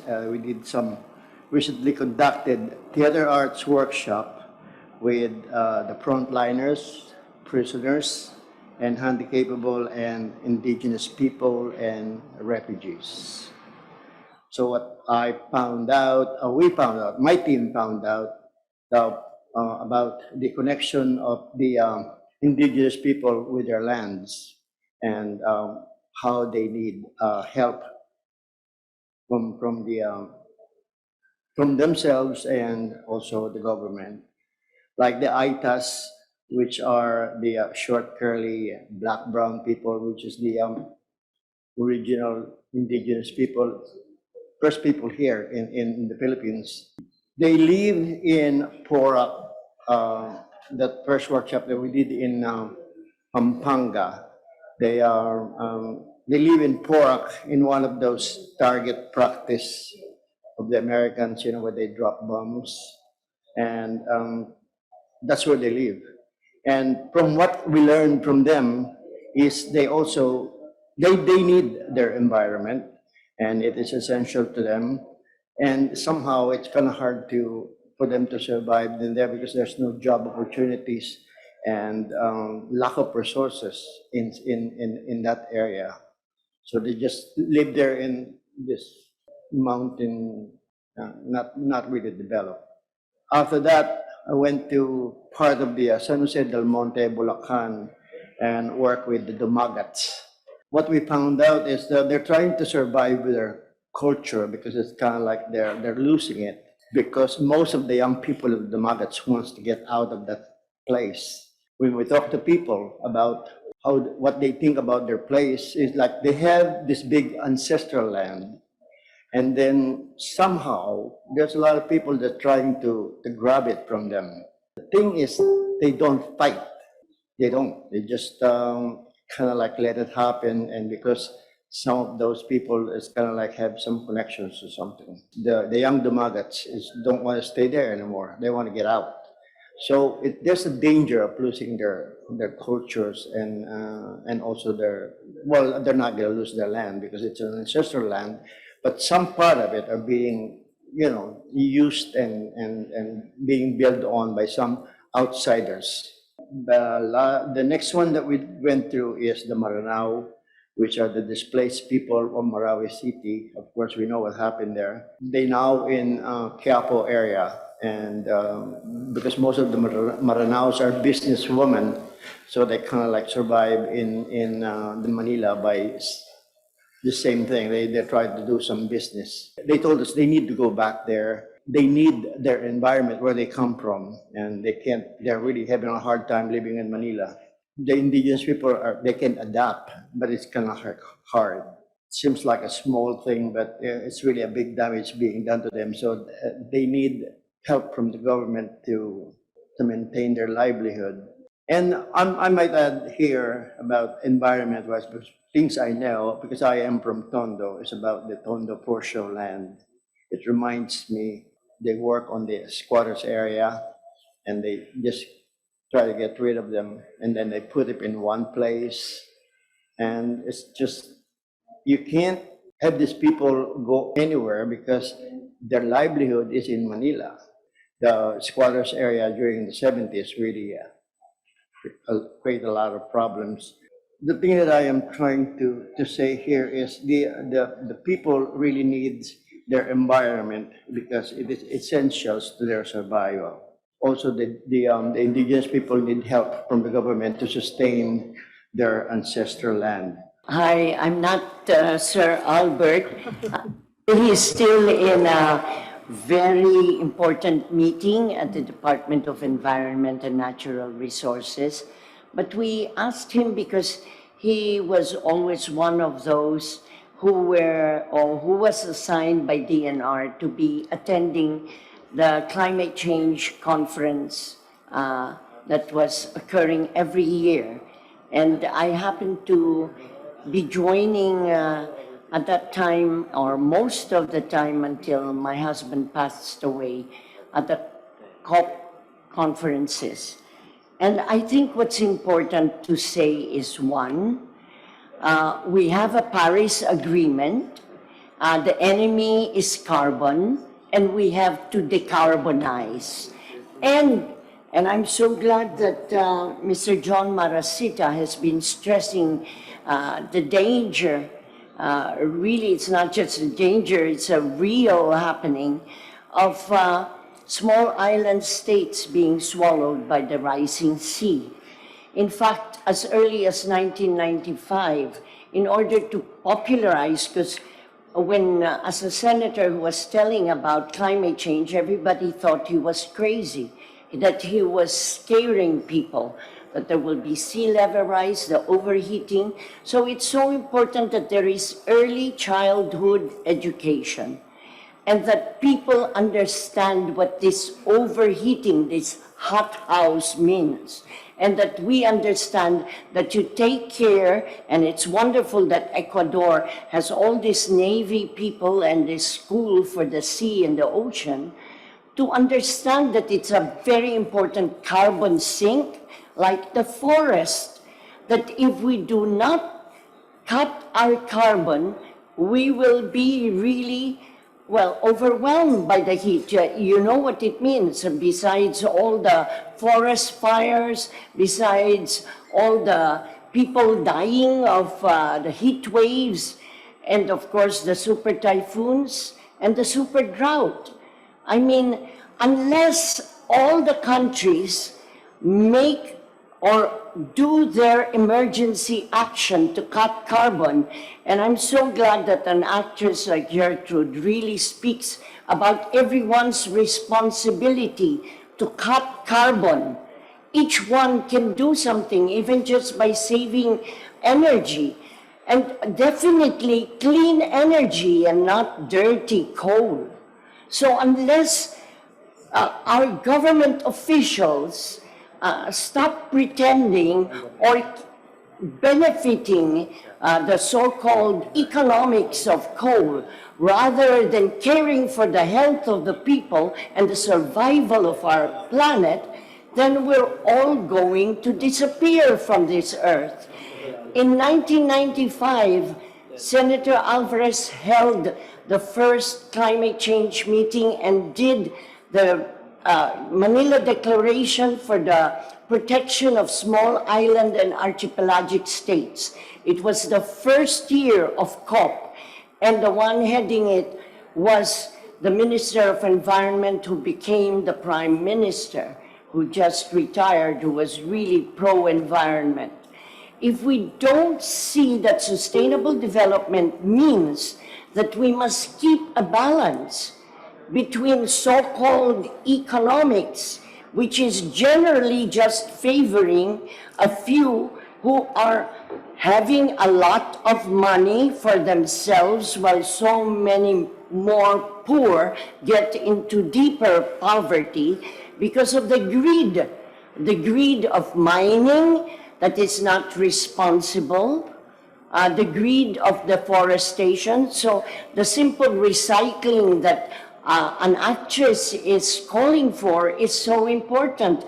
If this is really spread out to the citizens, my grandchild at 2 years old, I was telling them poems, they look at the Pasig River, how it's got to be early. It cannot be theory. They have to relate to their environment, to their habitat, and see what happens with this thing. We've suffered this, small islands, archipelagic states, but we're not now alone. Even developed countries are going crazy with all of being swarmed with flooding and everything. So unless that's why we're involving artists, educators, communicators, scientists. Unless we popularize science, then we're going to be in trouble, because we have to understand how we are impacted, how what we do in our daily lives is causing all of these problems. And the action must be now, and can you imagine? It's so good that Greta Thunberg, a 16-year-old, could call attention to their future, the need to protect their home. I'm worried for my grandchildren. Everybody says we're almost dead, or we're having trouble with everything by 2015. Of course, I'm dead by now, even any year soon. But my grandchildren will only be 27, 30. It's in the prime of their lives, and they'll not have anything. When we had this meeting, we had all kinds of people, Fiji, Kiribati, Samoa, everybody was crying out that indeed the water is rising. Their development plans, circumnavigating kind of development plans were being drowned already. It cost millions, and they have to allow it to be destroyed and go up higher because the ocean is rising. And it's not a joke, it's a reality. And we have to express this, let everybody be reached out. It is a war for information, for motivating people to be part of a global emergency action to stop violence against mankind and Mother Earth. The first session was on war, and you saw all the bloody carbon going up in the air with all of these bombs, missiles burning. We have to stop this madness. And only the people aroused, informed, motivated, and in schools, that's why PNU is here. Teachers, everybody must be imbued with the passion to really care for creation. For Mother Earth, ailing, we have to help, we have to care, we have to be concerned, we have to act. Stop all the words. Act now, not later. Greetings from the Philippines. I'm Father Benigno P. Beltran. I belong to a religious congregation called the Society of the Divine Word. We are more than 6,000 priests and brothers in 75 countries. We support the vision to plant 1 billion bamboo by 2030 in accordance with the UN's Sustainable Development Goals and in obedience to the call of Pope Francis in his encyclical Laudato Si on care for our common home. We are a member of Vivat International and we have a seat in the ECOSOC Commission of the United Nations. Why bamboo? Why 1 billion? First reason is climate change. Bamboo absorbs 35% more carbon dioxide than an ordinary tree. A hectare of bamboo absorbs 12 tons of carbon dioxide annually. Second, we would like to prevent erosion and flooding. A clump of bamboo absorbs 30,000 liters of water annually, 1 hectare of bamboo. And then the third is for livelihood. We process the bamboo shoots, we turn the bamboo poles into furniture and construction material. The government estimates that if we plant 1 billion bamboo, this will result in $15 billion annual income for the country. We believe that is even a conservative estimate. We think it will reach up to $25 billion annually if we put up the right factories in the right place, and we will have massive bamboo planting. The United Nations Development Program Country Representative Selva Ramachandran recently visited Secretary Roy Simato of the Department of Environment and Natural Resources. Secretary Simato asked for help so that we can set up bamboo setups, small bamboo farms, and bamboo seedling nurseries in each of the municipalities of the Philippines.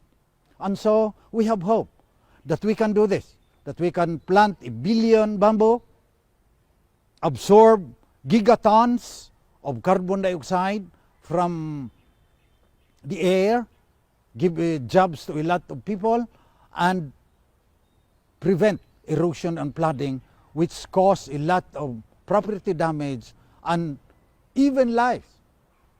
So we would like to call on everyone to join us in the whole Philippines, even in the whole world. We are now partnering with the Global Climate Action Project, and they are building for us an app with geo-tagging feature so that we can monitor the number of bamboo planted. You can see it in Google Maps afterwards once it joins our baseline data. So I would like to thank the United Nations Development Program for your help in our bamboo advocacy. We would like to call on everyone in this planet to do something for climate change. We greet the representatives and delegates of COP26 in Glasgow and hope that we will make a difference, because otherwise climate change will become irreversible and our planet will be destroyed. We have no other choice. This is the only planet that we have. Let us take care of it for ourselves and for future generations. Thank you very much. Thank you very much to all our speakers and interactive commentators. Truly, the government is working hard in a proactive and responsive manner to achieve its vision of climate change, resilient and environment-friendly country. Climate change and environmental issues are complex problems. Actions, whether they are to be in policy or project implementation, require the convergence of efforts from many stakeholders. Only through our joint efforts with each country's vision will a resilient society be realized. As mentioned by Madam Michelle Mandela, this planet is our home. To everyone, thank you for being part of this second plenary session in Filipino. Maraming salamat po and mabuhay po tayong lahat. Thank you. Thank you, Professor Dayuta, for moderating our session 2, Environment and Climate Change. There you have it, our 2 sessions for day 1. At this juncture, may we invite again Dr. Aldwin Sanchez, Senior Vice President and Dean of Development Academy of the Philippines, for our synthesis. Allow me to quote from Article 48 of Laudato Si of Pope Francis. Pope Francis writes, "We cannot adequately combat environmental degradation unless we attend to causes related to human and social degradation." Let me begin from Genesis 1, verses 28 to 31.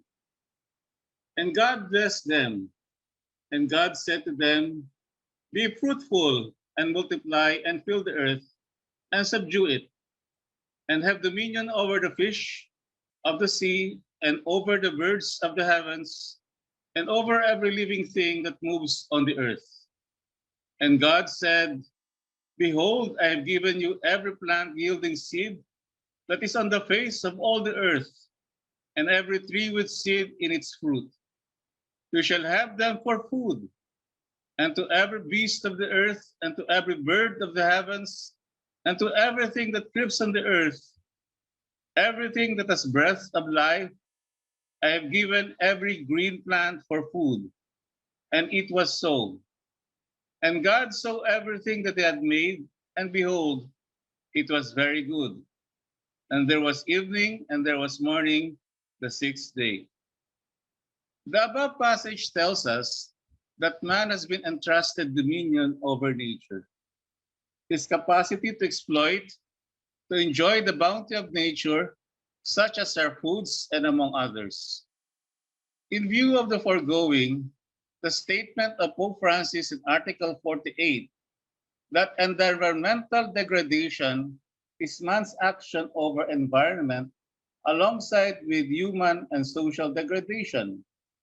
In this light, man's interpersonal relationships in exploiting others' human rights results into environmental degradation. Human beings and the environment or nature are both creations of God. Accordingly, when man forgets to what God has done to us, such as be ungrateful or we have pride, when man misuses or abuses God's gifts are used for pleasure, power, and prestige. And when we refuse to love, that is, the refusal to share, to serve, and the sacrifice, and this is the greatest of them of sin of them all, the wanting not to love other people. As we all know, whenever we alienate ourselves from God, that is sin. Article 48 incarnates at the expense of God's creation because of man's selfishness. Along this line, we are interconnected to one another. Further, we're given the opportunity to share our culture and arts, to have the common language through mutual respect. On the other hand, the minimum demand of love is justice. Hence, there should be laws that are both beneficial to all the stakeholders involved. Without justice, there can never be peace and development. This day one invites us to allow ourselves to accept the uniqueness of each one of us, as we are deemed citizens of the world, and we are just passers of this world. The scars of human conflicts in our own countries, neighbors, as well as the transatlantic reminds us of how inequality and men are treated as mere objects or possessions of another person. In this particular international forum, we ought to return the dignity and integrity of man as well as the environment itself. Otherwise, the ill effects of climate change would drag us, and we have nowhere to live.